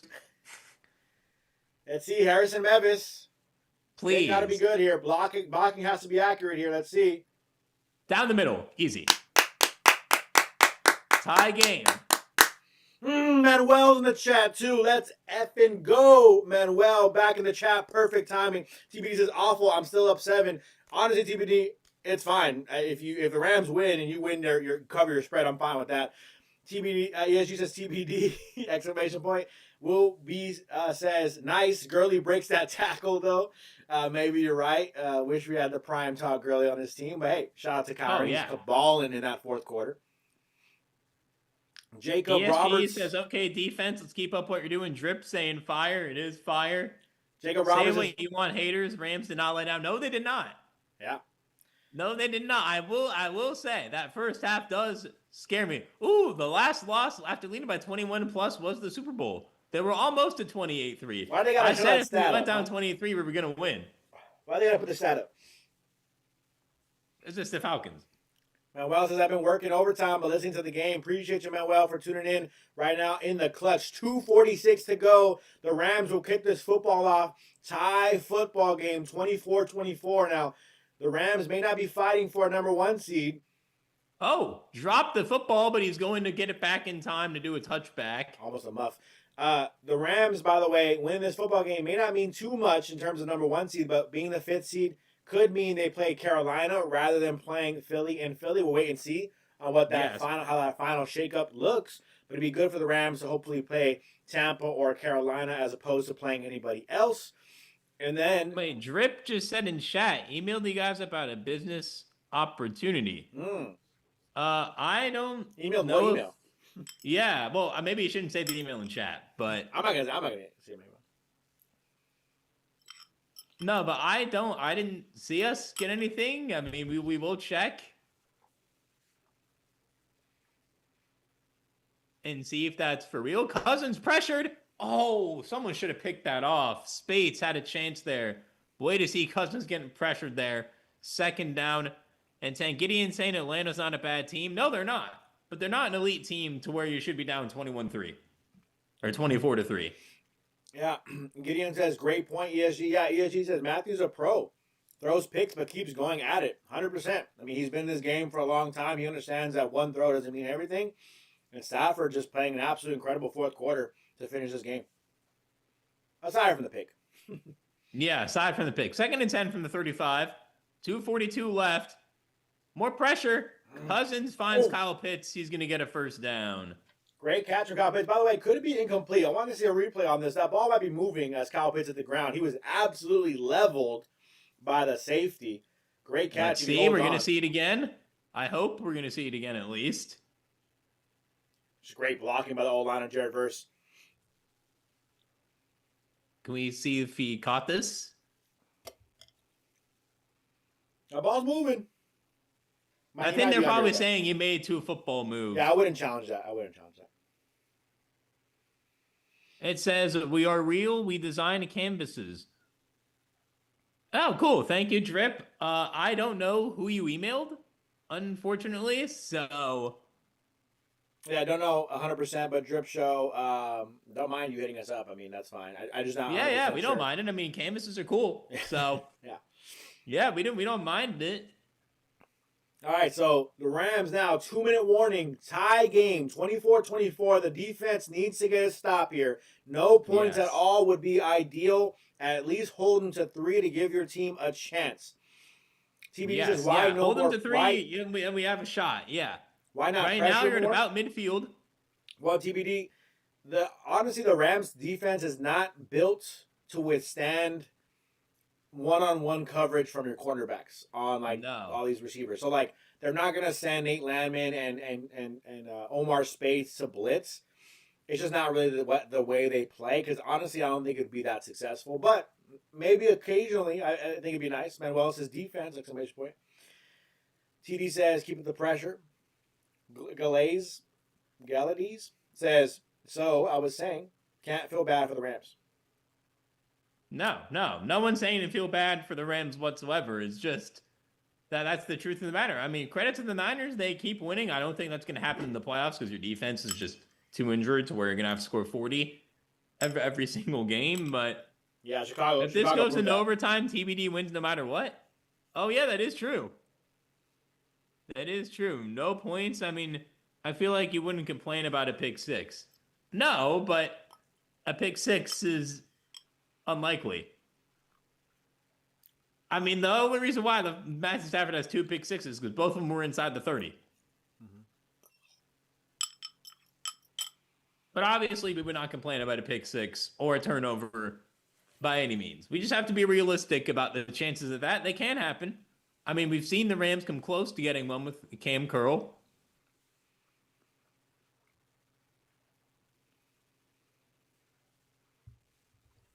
Two-minute warning here, 24-24. Oh, Drip said email to the Rams Digest website. We can look at that and see if we got that, and we can follow up with you next stream, I guess. Or if we get it, we'll respond to the email. Manuel saying congrats on getting to 5K. Thank you so much, Manuel. We really appreciate that. We always appreciate you in chat. You've been a huge supporter on this channel for a long time, so really appreciate you. Here we go. 2-minute warning. We're back. Bijan trying to get some yardage. Bijan picks up about 6 before Jared Verse brings him down. The thing that the Falcons can do is they can just run the ball with Bijan. Yeah, I mean, that's what they can do. 2nd and 5. So that now 1:45 to go. Clock is ticking. The Rams need to hold Atlanta to 0. Yes. You do. Is their kicker obviously getting ready just in case? If you guys are new, join the chat here. 300 concurrent viewers. Like the stream before you move on. And See subscribe. if the Rams can get this W. And subscribe. Hand off to Bijan again, trying to go down the sideline. Bijan not going to get the first down. Going to be about a half yard short. That shake and bake really got Nate Landman. He almost got him for a good tackle. 3rd and 1, coming to under a minute left here, minute 5 right now. If you're the Rams, do you consider using a timeout? I hang tight here. Not enough time anymore to try to do anything on offense. So hang tight. Let Atlanta use their timeouts if they want them. Well, I mean, they're going to have to because they're not in great field goal range. Yet again, turnover is still possible from the 45. 3rd and 1, outside to Bijan. Bijan's going to get them into field goal range and get out of bounds. He saves the Falcons a timeout. The Roger Will says game over. Now look, I'm a Zane Gonzalez fan. No, he is not automatic by any stretch of the imagination. No, he already got an extra point blocked. Who says we can't do that again? Remember that Eagles game? The Rams know it well. 2 back-to-back and returned it for a touchdown to win the game. We don't have. Do we have anyone like Jordan Davis on the team? No, but Jared Verse is still on the roster. We'll see if he can make something happen again. He is. 38 seconds left from the 35. Still not a give-me field goal by any means. Going to go to Algier this time, and Algier is going to get stuffed. Falcons are going to be forced to use a timeout here, probably. I think maybe the Rams start using theirs here. No, I think you let the Falcons go first. 31 seconds left. There is a timeout. Waiting to see who it was. They're not saying who it was yet. Timeout Rams. Yeah. Ooh, I didn't like that. I think it makes sense because if you let them just run the clock out here, they could kick a field goal. I mean, yes, you hope that. I'm very surprised that I know, but they're still not in give-me range, which is why I'm surprised the Falcons wouldn't call a timeout there.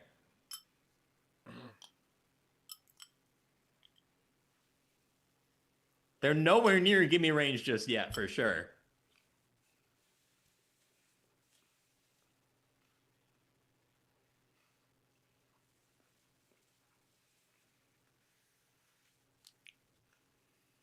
There we go. He just crossed 400 viewers, 2nd and 9. Thank you, everyone, for tuning in. Back to Algier. Stuffed once again. Give it to Algier all day. They're going to make this a difficult field goal attempt here. I'll say that. This is not going to be a gimme by any means. Give it to Algier all day. The Falcons this time used their first timeout. Please keep Bijan on the sideline. Yeah. They're pulling a John Harbaugh, not playing Derrick Henry at all in the 4th quarter against the Patriots. Thank you. What's worse, keeping Bijan on the sidelines right now or Derrick Henry for 12 minutes and 50 seconds of a quarter? This feels worse right now, depending on how it ends. The Roger No, I think the Ravens one is worse. Chicken. How do you not play Derrick Henry a full 12 minutes and 50 seconds against the Patriots? I mean, that was... Roger, I'm eating some orange chicken and some fried rice. I am starving. I'm sorry, guys. Usually I don't eat on stream, but I'm so hungry. No, I'm getting hungry now, too. Obviously, you know it's dinner time. 3rd and 9 from the 34. Algier back in. Nothing once again. Thank you so much for not playing Bijan. We really appreciate it. So now with the timeout from the Rams, even if the Falcons make this field goal, the Rams will have about 18 seconds, give or take, to do something to try to tie this game. Harrison Mevis will get a chance to do something, but Rams defense didn't hold up, didn't 100% do their job. Not ideal there, but Stafford getting ready to throw because he's going to have some type of chance here. Rams could probably definitely still lose this game. But yeah, I mean, we'll they can, but again, Zane Gonzalez has to make the field goal. Zane Gonzalez doesn't make this field goal. We'll see how long it is. TBD praying for a made field goal. This is going to be a few yards in, probably about 51-ish if I had to guess. Zane Gonzalez, by the way, lead-changing field goals 9 for 14 in his career, so he's missed 5. Yeah, this is not a gimme. Again, Jared Verse could get another block. Oh, wow, 51 yards. I got that right, by the way. I like the stream for that, but 51 yarder. This is not a gimme. Zane Gonzalez, 25 seconds remain. Gonzalez, that is going to be good. Oh, right down the middle, Zane Gonzalez. So 21 seconds. No timeout. 21 seconds. I don't think you return. They're probably going to force the Rams to return this kick, would be my guess. They're going to make sure it's in the landing zone. Kick a little squibber or something. Yeah. Yeah, that was right down the middle. We were saying it wasn't a gimme. His last one went in off the post, but that one went straight through. TBD is happy. Yeah, because even if the Rams tie it for TBD, he wins his bet. So. Yeah, so. Yeah, well, I believe that's the owner with one of the least energetic fist pumps I've ever seen. Is Matthew Stafford now going to take the field? 21 seconds left. Probably over. We have a Fly Eagles Fly in the chat. All right, we're putting you on timeout. I'm sorry. You're on timeout for 30 minutes. That's how much we hate you guys, Philly. Yeah, I can't deal with Philly fans. TBD says awful D, costing the game. She was horrible. We have not lost the game yet, by the way. Yeah, but also the defense wasn't great. I mean, 24. The second half defense was pretty good. The points are not crazy, you know. No, but the second half defense was certainly a lot better than the first half defense. Dude, imagine they can run this back for a touchdown. They could. Whittington. No. Yeah, Neil. you gotta take me. Yeah. You gotta take me. Wow. Again, thank you, Falcons, for not making us return that, which is what they definitely should have done. 21 Jason seconds says, remain, good luck no in Chicago. timeouts. Oh, we cannot fall to the 7 seed. So, yeah, the real J. Will touchback. Wow, I'm just as surprised as you are. Mm-hmm. Yeah, that was not what I expected to see. I mean, I understand why, because you don't want to give up a kick return touchdown, but the chances of that are so low. We've seen crazier things happen, by the way. Yeah, 21 seconds. Now you got to get a play out of bounds. You got to get about a 15-yard chunk play out of bounds here. That's your hope. Here we go, Stafford. That's what they're trying to go for. Oh, no! You had Xavier Smith. No! You had him. No! Oh, you had him. The Rams dropped the most beautiful, perfect play. Xavier Smith was wide open for probably a touchdown. No, I think he would have gone out of bounds. I think he would have probably gone out of bounds there. I don't know if anyone was over in coverage. There's no one there. That was pretty much in field goal range. That There's would have no been one around there. the 28. Josh, I don't think anyone would have caught him if he caught the ball. No, Stafford. No. Oh, he missed Xavier Smith. Wide open. Oh, and a flag. Or did the Falcons call a timeout? Because if they did, we'll take that very much. It is going to be a timeout. Oh, they did call a timeout. Thank you. Matthew Stafford, I mean, he missed a touch. I think it could have been a touchdown, but at worst case scenario, Xavier Smith is at the 15-yard line. Yeah. Gosh, that hurts. Yeah, that you gave his rain. That would have given us a real shot to win the game. Like we knew we didn't have a chance, but that was a chance. No, we had a chance to tie it for sure. I thought we had a chance to tie it. I just knew it was unrealistic to be like, yeah, we got it, But I didn't say we had it, but I was like, there's certainly a shot. I mean, it's not over yet. Yeah, it's not over yet. Shout out the Falcons for calling a timeout. Going again. Oh no! Oh my! Tutu Atwell almost made a one-handed snag. Again, he had a chance. Another chance. But honestly, 2-2 goes down. Not enough time to snap it. That looks like some PI to me. Oh, catch the ball. Puka, one hand. I mean, 2-2, one hand. Oh. That might have been some PI. That was close. I mean, at this point, I guess you got to... Two plays that Bijan knows both those plays probably should have been converted. Maybe a little screen pass here would be nice. Ah, another dead player. What? Call a timeout before the snap, please. Why are the Falcons calling timeouts? I think they want their defense to be prepared. Take it. Thank you. They want their defense to be prepared. I know, but again, thank you. You're giving us time. A little bit of hand You fighting gotta there. catch that too. Again, PI, but again, that could have been PI. A little hand fighting. It was close. That's close. Z-Main saying first one overthrow, second one got it. Yeah, second one you need to come down with that again. The first one, Stafford, I'm mad at still. That one you got to convert. That's just Stafford. Got to convert that. No offense or buts about it. Yeah, no pressure in his face. Not bad. Truth be told, his missed PI call. I don't think that was PI. It's close. 10 seconds now remain. 3rd and 10. Stafford. Oh, he caught it. Let's see. Oh my God. Wait. Did Puka catch makes this catch? We're definitely going to review this. Let's see. Caught. 1. Yeah. 2. That's a catch. Did he make that catch with one hand? Puka. He better hold on to this football. I think he does. I think that's a catch. Caught. One hand. 1, 2 down. I think Puka just made this catch. He did. It looks like this is going to be a catch. I think Harrison Memphis is going to have a chance. How did he make that catch with one hand? Puka. When he caught that, I was like, no, he's out of bounds. You can't risk it, right? What do you mean? Oh, no. The ball moved in his hand. I don't know if that counts. No, that's a catch. I don't know if that counts. Wait. They called it incomplete? On the field. I don't know if that counts. No. He caught the ball. But no, the ball never touched the ground, though. But because, though, he lets go. So here. Because he lets go of it here, it's not a catch anymore. No. Yeah, I think that's the rule. Because then once he regains possession, he's out of bounds. Well, wouldn't you say it was already out of bounds when he lost the ball? No, it doesn't matter. I don't think it matters. I don't think so. I think it does.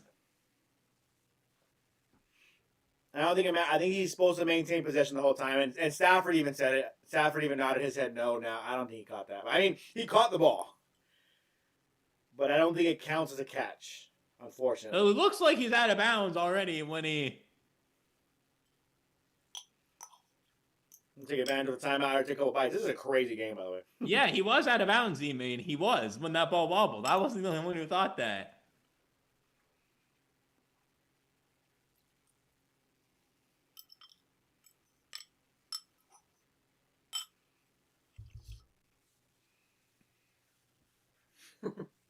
I mean, is it possible to get a field goal chance if you get it there? TBD just watched a bunch of crazy plays happening, so saying Rams are awful. I mean, that Puka play was not awful whatsoever. Yeah, incomplete pass. Well, here we go. I know, but that's not an awful play is what I mean. Here we go. 5 seconds. 5 seconds. Oh, well, it's 4th down. So I guess at this point, you're trying something. Anything. I really thought Puka caught that.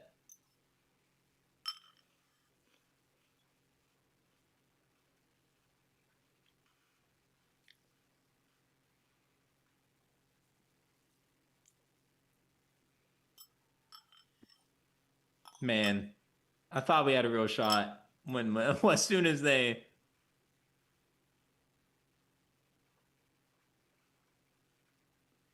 Raheem Morris trying to get him to do something for the Atlanta defense.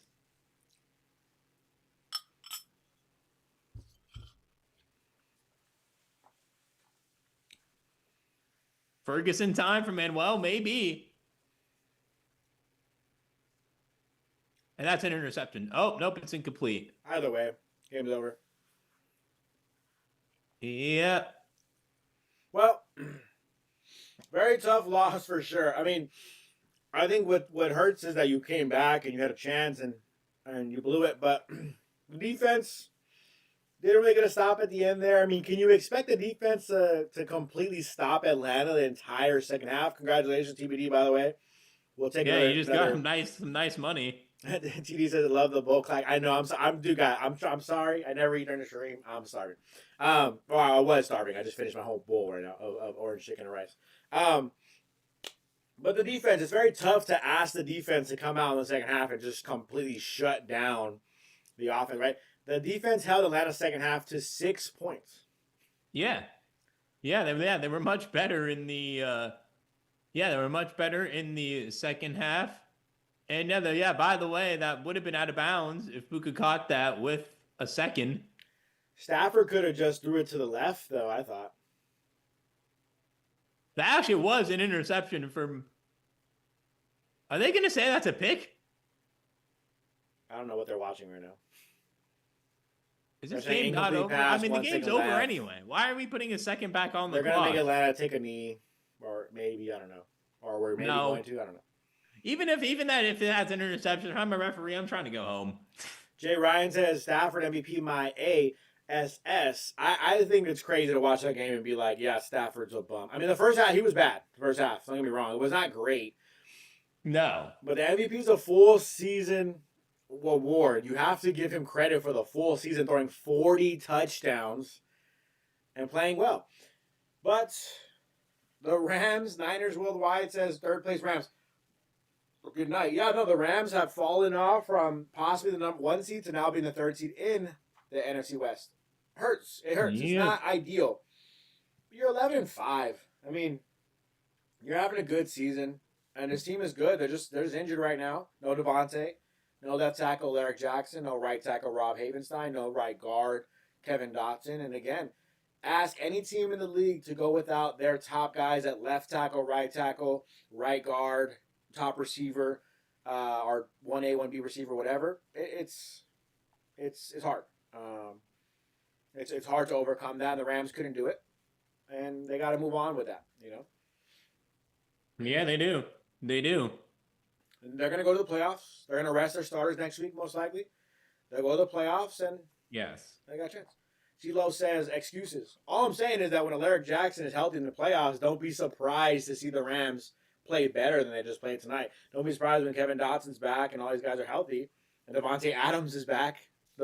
Sorry that me saying the number 1 receiving option in terms of touchdowns is important to the team, you know? I don't think that's excuses, but you guys could disagree. Niners didn't have Ayuk. I actually think the Niners are a better team without Ayuk. It seems like you never wanted to be there. Bosa, Warner, give me a break. And Ayuk is not Devontae Adams. And by the way, the Niners also had a Patriots-like schedule this year. They actually had an easier schedule than the Patriots. So, and ultimately, if this was a playoff game, I could hear you guys, and I could be like, well, we're making excuses. This is not a playoff game. So that's why I'm kind of like chilling on where the Rams are at right now currently. Don't be surprised if people still call the Rams up there as favorites. Not favorites to win the Super Bowl, but definitely favorites to be in the conversation. But these last 2 games for the Rams have just proven that the NFL is really, really competitive this year. I mean, look at all the records, right? 11-5 gets you the 3rd seed in your division. When has that ever happened? 11-5, that's tough. The Vikings. It's a very competitive NFC this year, and both sides are very competitive. Yeah, both sides. 12 wins could get you the 7th seed in the AFC. So, Smitty, I like how you waited till the game was at 0 seconds completely to type anything in the chat, by the way. You went out of your way after the game to come to a Rams channel to hate. Yeah, hey, he's giving us views. So I promise you I would not be on whatever team I didn't even know what team you were for. Cardinals whooping all ass. Now you're just talking. The Rams aren't a tough team, very soft. Defensively, at times, especially like against the run, I think. Not that they're soft, but Yeah. just like it's tough. You wanted Puka Nacua to be a bigger impact this year. He has been really good for the run defense, but the run defense isn't perfect still. The pass rush isn't as good as I want it to be. All that good stuff. Smitty That's says fair. you're That's mad. fair. You can't even spell your, bro. Scout says the Rams rolled the Whiners. Yeah, they did. Yeah, I did.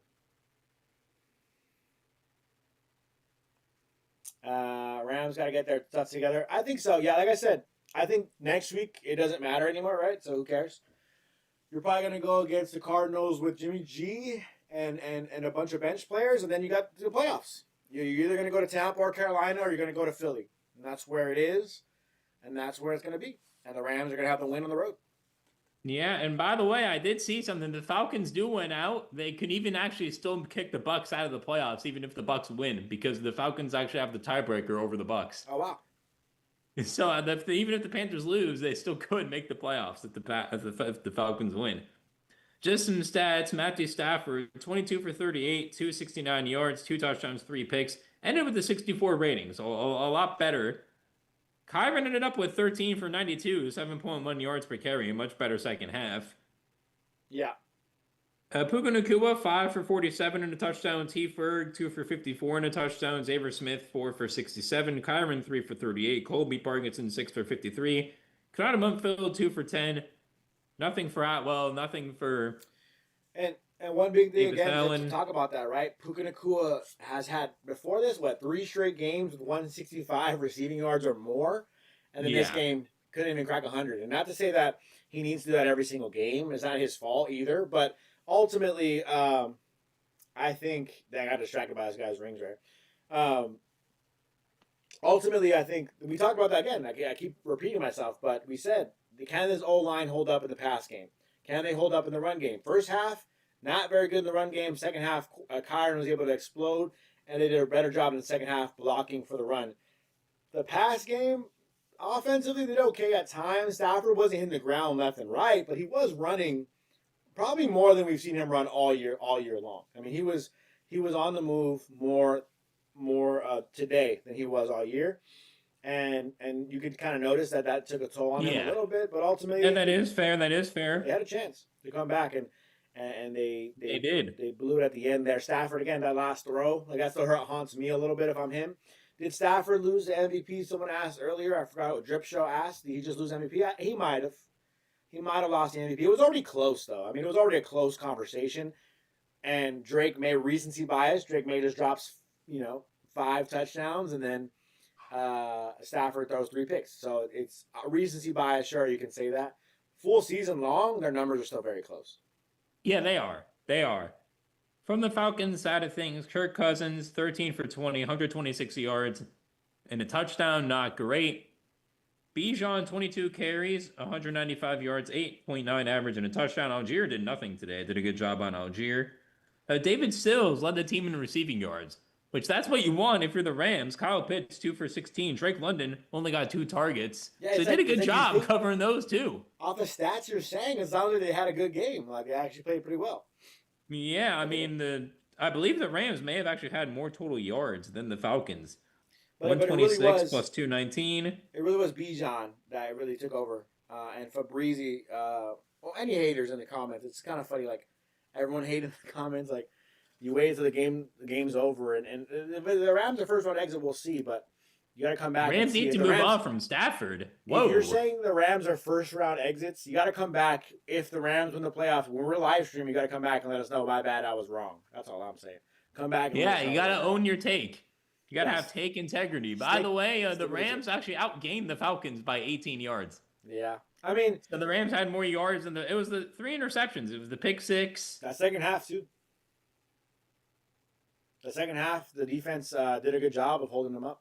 TBD with a donation. Appreciate you, TBD, by the way. Rams need to move on from Stafford. I mean, yeah, of course. He's 37. I mean, of course. Of course they need to move on from him. Right now, in the middle of one of his best seasons ever, even though he had a bad game today, one of his best seasons ever, you don't need to move on from him right now. You're not going to go to Jimmy G for the playoffs. But you are going to move on from him eventually, sure. Yes, very soon. Yeah. Fabrice says Rams. Smooth saying backup tackle was trash. Yeah. Yeah, man, it's bad. Oh, yeah. Nothing I saw about it. Manuel earlier said 2 backup offensive linemen, 3 backup offensive linemen. Don't forget, Rob Havenstein's been on IR for 4 But Warren weeks. McClendon's been awesome. He has been, though. He has been. You're right. But still, literally, if you're talking about literally speaking, you got 3 backup offensive linemen. Man, I can't believe. Yeah, they just showed the replay of the Xavier Smith throw. That one's gonna hurt. That one's gonna hurt. Stafford more than anybody. Yeah, that throw Stafford missed, but this 2-2 catch you got to come up with. Oh, I can't believe Puka caught that sideline catch. He just didn't catch it. In my opinion, that's a catch. He was out of bounds when the ball wobbled. If we're playing like on the schoolyard, on the field, just messing around or recess at lunch, yeah, that's a catch. NFL rules, though, no. Ronald says, how about Kirk Cousins? He should definitely be the starter next year. He's way better than Penix. Maybe you're right, because they won a couple games, right? The problem is, what is the future with Kirk Cousins? Not going to win the Super Bowl. He didn't look good in the second half at all, by the way. The Rams made adjustments, and he put up 6 points. So, if I'm an Atlanta fan, I don't say Cousins is the guy. No. I don't say Cousins is the guy at all. Michael Penix either, but I don't think Cousins. Yeah, I don't think you either have any of that. TBD says taking the Eagles versus Rams every day, easy call. TBD, you always support us, so I will say you're going to be here probably, but you got to be here during the playoff game because me and Josh will be here during the playoff game. I want to see all the haters. Yeah, we will. Here in the we playoff will game. be. I mean, your Ravens won't be playing in one, so you can come and see ours. And we'll be sad if the Rams lose. We'll be here sad. And we'll talk to you guys. We do it every day still, regardless. Regardless of the Rams are going to lose, Josh and I will be here live streaming. Yes. James says, you Rams fans crying. Literally, no one's crying, bro. Let's go for it. No one's crying at all. Rams. Los Angeles Glams lose. It's an interesting nickname for the Rams. Larry Jackson is missed. I very much agree. Who's your team number 10? Who's number 10? 10 is Josiah Stewart. No, he's saying, who's your team number 10? I don't know who he's talking about. Who's number 10? Humphreys killed us. Yeah, he did. He did. He shouldn't be on the playoff roster after this game. Yeah. I mean, there's no point in having the guy on the field who's just going to get flags, penalties for you every single time something big happens.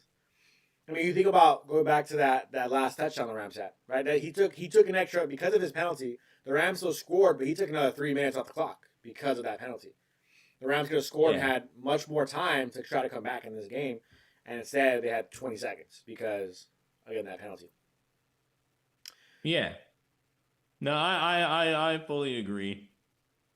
And HET is saying, I just feel like we need to go back to the big running backs. Yeah, I agree. Both of you crying deep inside. No. Silos has been in the chat of a team he doesn't like all day long, by the way. TBD says, do the Ravens Steelers games. We do not cover the Steelers or the Ravens, so we will not do that. But I'm sure, I don't know actually, you can double check. We work for Digest. A lot of Digest channels out there. You could check it out, see if they have a Ravens or Steelers game out there somewhere. Yeah, see if they have it. You can watch the Ravens,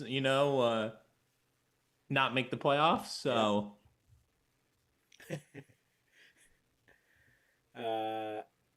Jackson Dotson threw us off, but still WTF. No, I agree for sure. Like it still was not a good game. Manuel, just with the $9.99 donation.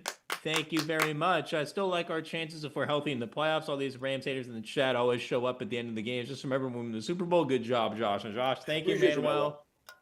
Yeah, you're right, Manuel. You're right. I like the haters. Hopefully we win the Super Bowl. I still have belief that we can. For sure. It's going to be difficult for any team to win this year because it's so wide open. I will say, too, I feel I'm less confident the last couple weeks because of how things have turned out. Where, throughout the season, I was confident with the Rams regardless of what they were going through. Like, when they were going through these bad games and poor performances from Stafford at times or whatever it was, fumbles from Kyren and Corum, I was still like the Rams will overcome. They're getting better every week. These last couple of games, I thought they were going to finish the game versus Seattle. I thought they were going to finish the comeback versus Atlanta. So those are now shaking me a little bit. So I'm like, they're not doing things I thought they would do. But, man, I agree with you. If we're in the Super Bowl here, I would love to see some haters in the chat saying the Rams still suck if they're in the Super Bowl. But the Rams have a lot of work to do to come back to the Super Bowl. Yes, they do. and they got to win some games on the road. They got to win some games on the road in the playoffs. They put themselves in a pretty bad position, but they have a chance to win. You're in the tournament, man. You're in the dance. That's what they say, right? As long as you're in the dance, you got a chance. And so the Rams will have a chance, regardless of what the haters will say. But they got to make it happen. Stafford Yes, can't turn they the ball do. over. Zeke saying you guys are awesome. All this losing makes us humble and progress. I agree, Zeke. Ravens are dangerous. That's funny, bro. I mean, they are. They have Derrick They're Henry. not. They're That dangerous. team's done. Sean Harbaugh's not playing Derrick Henry in the fourth quarter. Your season's done. Kind of dangerous when you have Lamar Jackson and Derrick Henry. Playoff Lamar Jackson? I'm just saying, they are technically speaking a dangerous team. They're not. I do coffee get says pummeled in 12-5 the in first round. 2021 when the Rams won the Super Bowl, right? Yeah, and they win against Arizona, which we've seen Jimmy Garoppolo do in the past. They might start Jimmy G next week, and yeah, they go 12-5 again. 12-5 is an incredibly good record. Why are we acting like it's not? We're talking about the standings. It's a great record. The bad part about the standings, all that's bad about the standings, is the Rams will play on the road. That's all that sucks about it. But the Rams are could be 12-5 to end the season, and we're acting like this is over. It's crazy. Yeah, exactly. That's not crazy that the Rams can still win. It's going to be more difficult, obviously, but yeah, it's definitely not over whatsoever. We passed on 3 field goal chances from Gideon. Yeah, end of first half, giving up at midfield. Yeah. Interception on 4th down. Yeah, fair. I don't mind the aggression. When it's 4th and 1 and you're in I think you opponent have territory, to go for it. I like going for it. I trust this Rams offense. Just today, I guess, of all games. Maybe I you do too. more conservative because the offensive line's injured.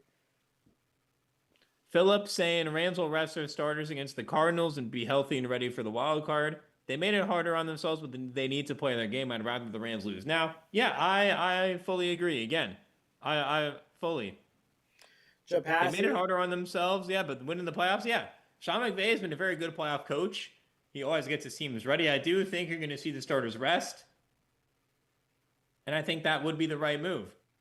Chopacity says, or Chopacity probably, says the Rams, Justin Jefferson, to be honest, Chad, Justin Jefferson would be perfect for the Rams offense. I mean, it's basically like saying, look at Devontae Adams, how great he's been in this offense, right? Yeah, sure, if you take prime Justin Jefferson, which is similar to what kind of Adams can do for you, yeah, of course, he'll be great. But, hey, Crowher, he gets a $4.99 donation. Crowher, let us know if you want to ask a question, tell us anything, let us know how you feel.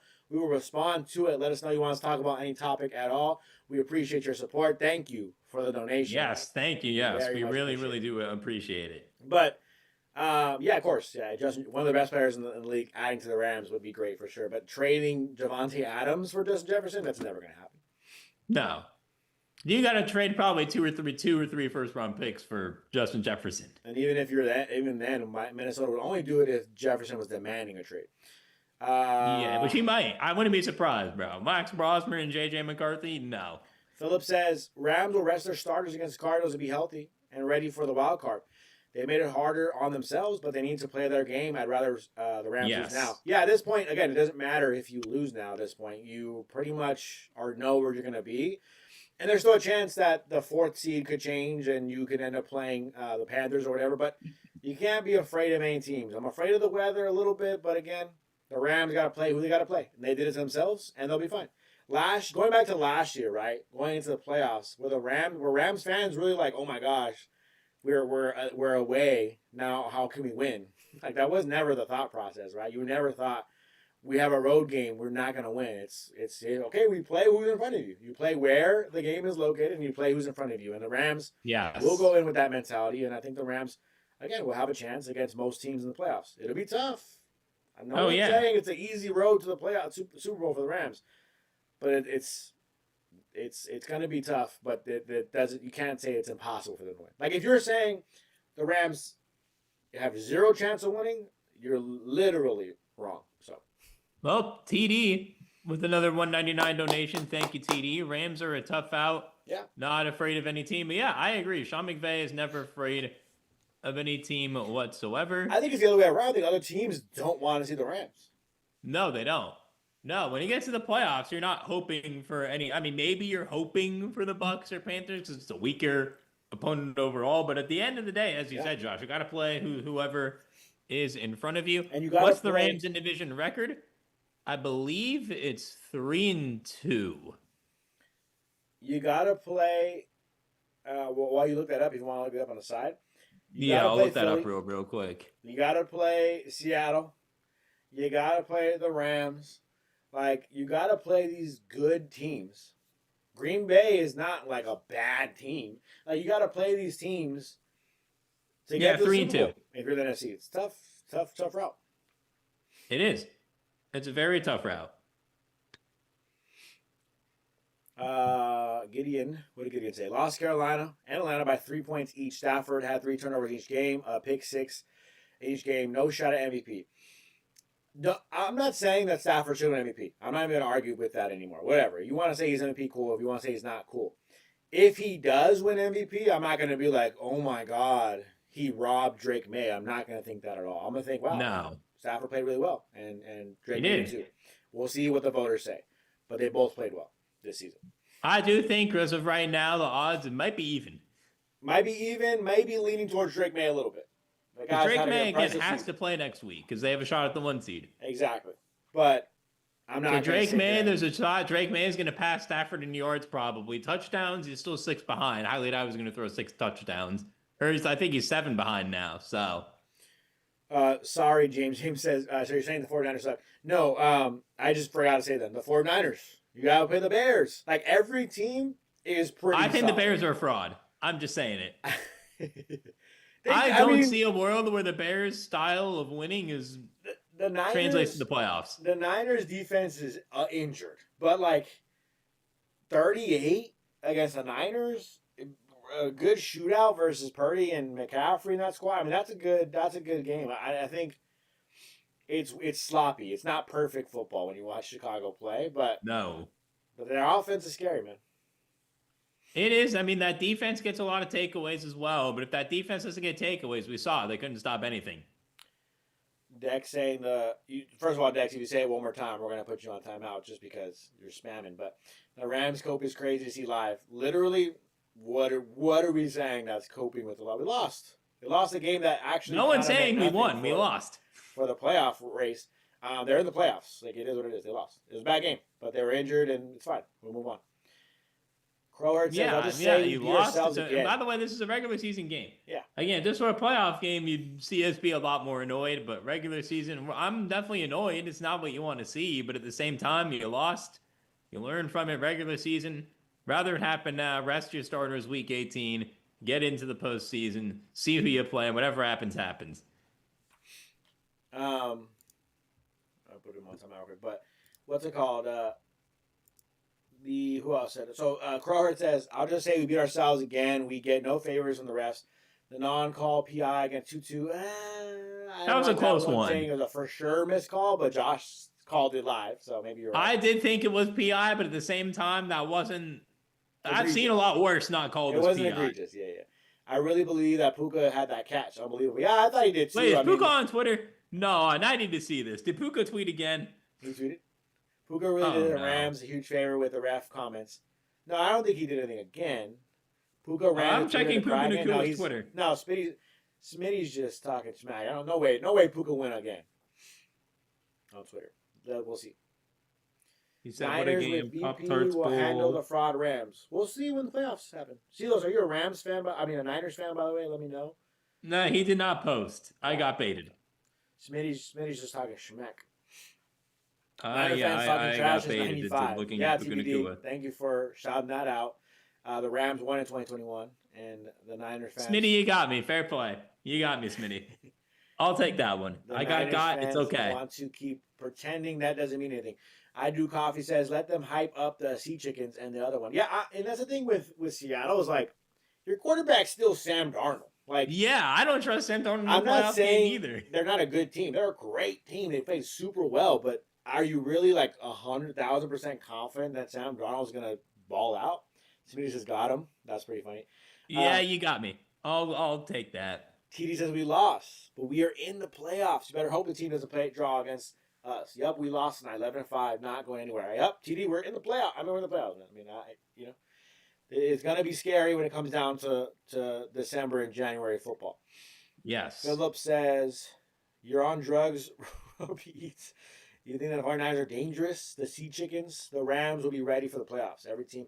They will. Every team has its flaws. And I trust Stafford, I trust McVay, like you're saying. I trust this offense when Devontae's healthy and the offensive line's healthy and whatnot. The defense makes me nervous. The corners make me nervous. The D-line, I need more sacks. I need more sack production. I need more pressure, like more visible pressure on the quarterback. But I think this team is good still. And they are. Played bad tonight. Still a good team. They are. It was not a good performance, not a good showing, but it's okay right now. You get it out of the way right now, and you get ready for the playoffs. That's all you can do. The 1963 LED says Niners choked 3 times in the playoffs. Yeah, but they got in the Super Bowl. But they got there, dude. They got to the Super Bowl. You got to respect it. They got second place 3 times. You got to respect it. I'm joking, by the way. It's sarcastic. I respect the Niners for being a competitive organization. It means something. But yeah, they've had 3 leads in the Super Bowl that they should have won all 3 games. Tav says dot to Cooper Kupp on the sideline in the Super Bowl in overtime. He also threw 4 picks against the Rams. I mean, like, I'm not saying that Sam Darnold doesn't make good plays at times. Also, a USC guy. Me and Josh love Sam Darnold. Shout out to Sam Darnold. Happy he's seeing some success. Orange County guy, Sam Darnold as well. Yeah, and I'm happy he's seeing some success. But they beat the Panthers. They beat the brakes off the Panthers, and the Panthers beat the Rams. So those are all things you can acknowledge. I'm sure as a Seahawks fan, you're probably happy, but you have to admit it's like the Ravens with Lamar Jackson. The Ravens with Lamar Jackson can't sit there and say they're excited about Lamar in the playoffs. They think that he's going to be the one to carry them because he hasn't done it yet, right? So they're going to be. There's other reasons why they lose, not just the quarterback, but Sam Darnold has looked bad at times. And TBD says another $5 because he won $10K apparently tonight. Couldn't understand why Rams were favored by 7 when Adams and 209 were out. Yeah, 100%. Honestly, that's a great pick by you. That's fair. That's fair. Yeah, that is fair. I was when you said 7, I was quite surprised. Yeah. I thought it was going to be more of like a 4 or 3.5, but the Rams should have been the favorite, but not by 7. The Rams aren't even a top 5 franchise.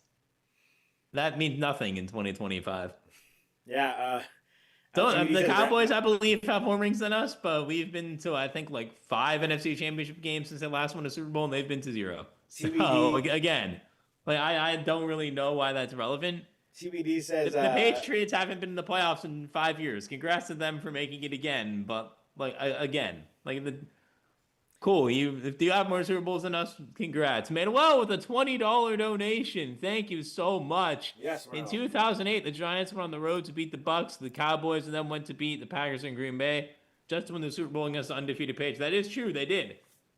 That is true. It is very, very possible. The Giants didn't look like a team that would do anything that year and ended up winning the Super Bowl. Once you're in the dance, you have a chance. Like I keep saying that. Yes. So, Manuel, appreciate you for your comment. Yeah, 100% agree with you there. The Rams, they're in the building. Like, playoffs happen. You're going to see the Rams on the schedule, and that's it. You have to just kind of see what happens from there. As Dex is back. He was on timeout for a second. He came back talking smack. But I like what TBD said earlier. The Niners suck, and he said talking smack since 95 about the Niners fans. James saying the 49ers beat the Panthers. They did. It's a good job. It's not a playoff game. Let's see what happens in a couple weeks. Like, just wait. Just wait to talk your smack. If the Niners are Super Bowl champs, hold the trophy with Purdy, great. Come back. No, it's not great. It's not great. Not great for us, but go ahead. Then you can talk some smack. But everyone's acting like their team won the Super Bowl because the Rams lost a game that didn't really mean that much. You know what I mean? The only time I celebrate this hard when a team loses is the Houston Astros. That's it. Yeah. And they deserve it. They deserve to be celebrated every time they lose a game. That's the only team that I actively hate watch. Well, again, really appreciate you for reaching out there. And then even you got a reply there from TD saying, yep, that's a good take. Yeah, I mean, again, and that's the thing. Look, here's what's funny, right? 2008, the New York Giants. Dude, this Rams team is not that New York Giants team. That New York Giants team was, what, 8-8? I think they were, they were either 8-8 or 9-7. This is not that team. This is 11-5 Los Angeles Rams with Stafford at the helm and Devontae Adams on the sideline waiting to get healthy. And I think this team is just going to be better when it comes down to the playoffs. Dex will dab on him. He said, "Go Hawks." Did he really say dab on him? No, he dabbed on him, little emoji. Dex, let me know how you feel about, what's his name? Sam Darnold. Let me know how you feel about it. We talked about that earlier while you were on timeout. Another donation from TBD. TBD, very generous tonight. Really appreciate you. Said, Niners window is closed. Don't fool yourself. Hey, man, keep talking smack about the Niners all day, every day. Yeah. We like that. We like that. I do coffee. Says, still proud of the Rams today. We appreciate that very much. By the way, can I tell a little story? Go ahead. Well, okay, let me read this from Jeffrey real quick before you tell your story. No excuses. You cannot lose an inferior Falcons team. Stafford, terrible performance. Probably lost MVP tonight. Secondary's problem.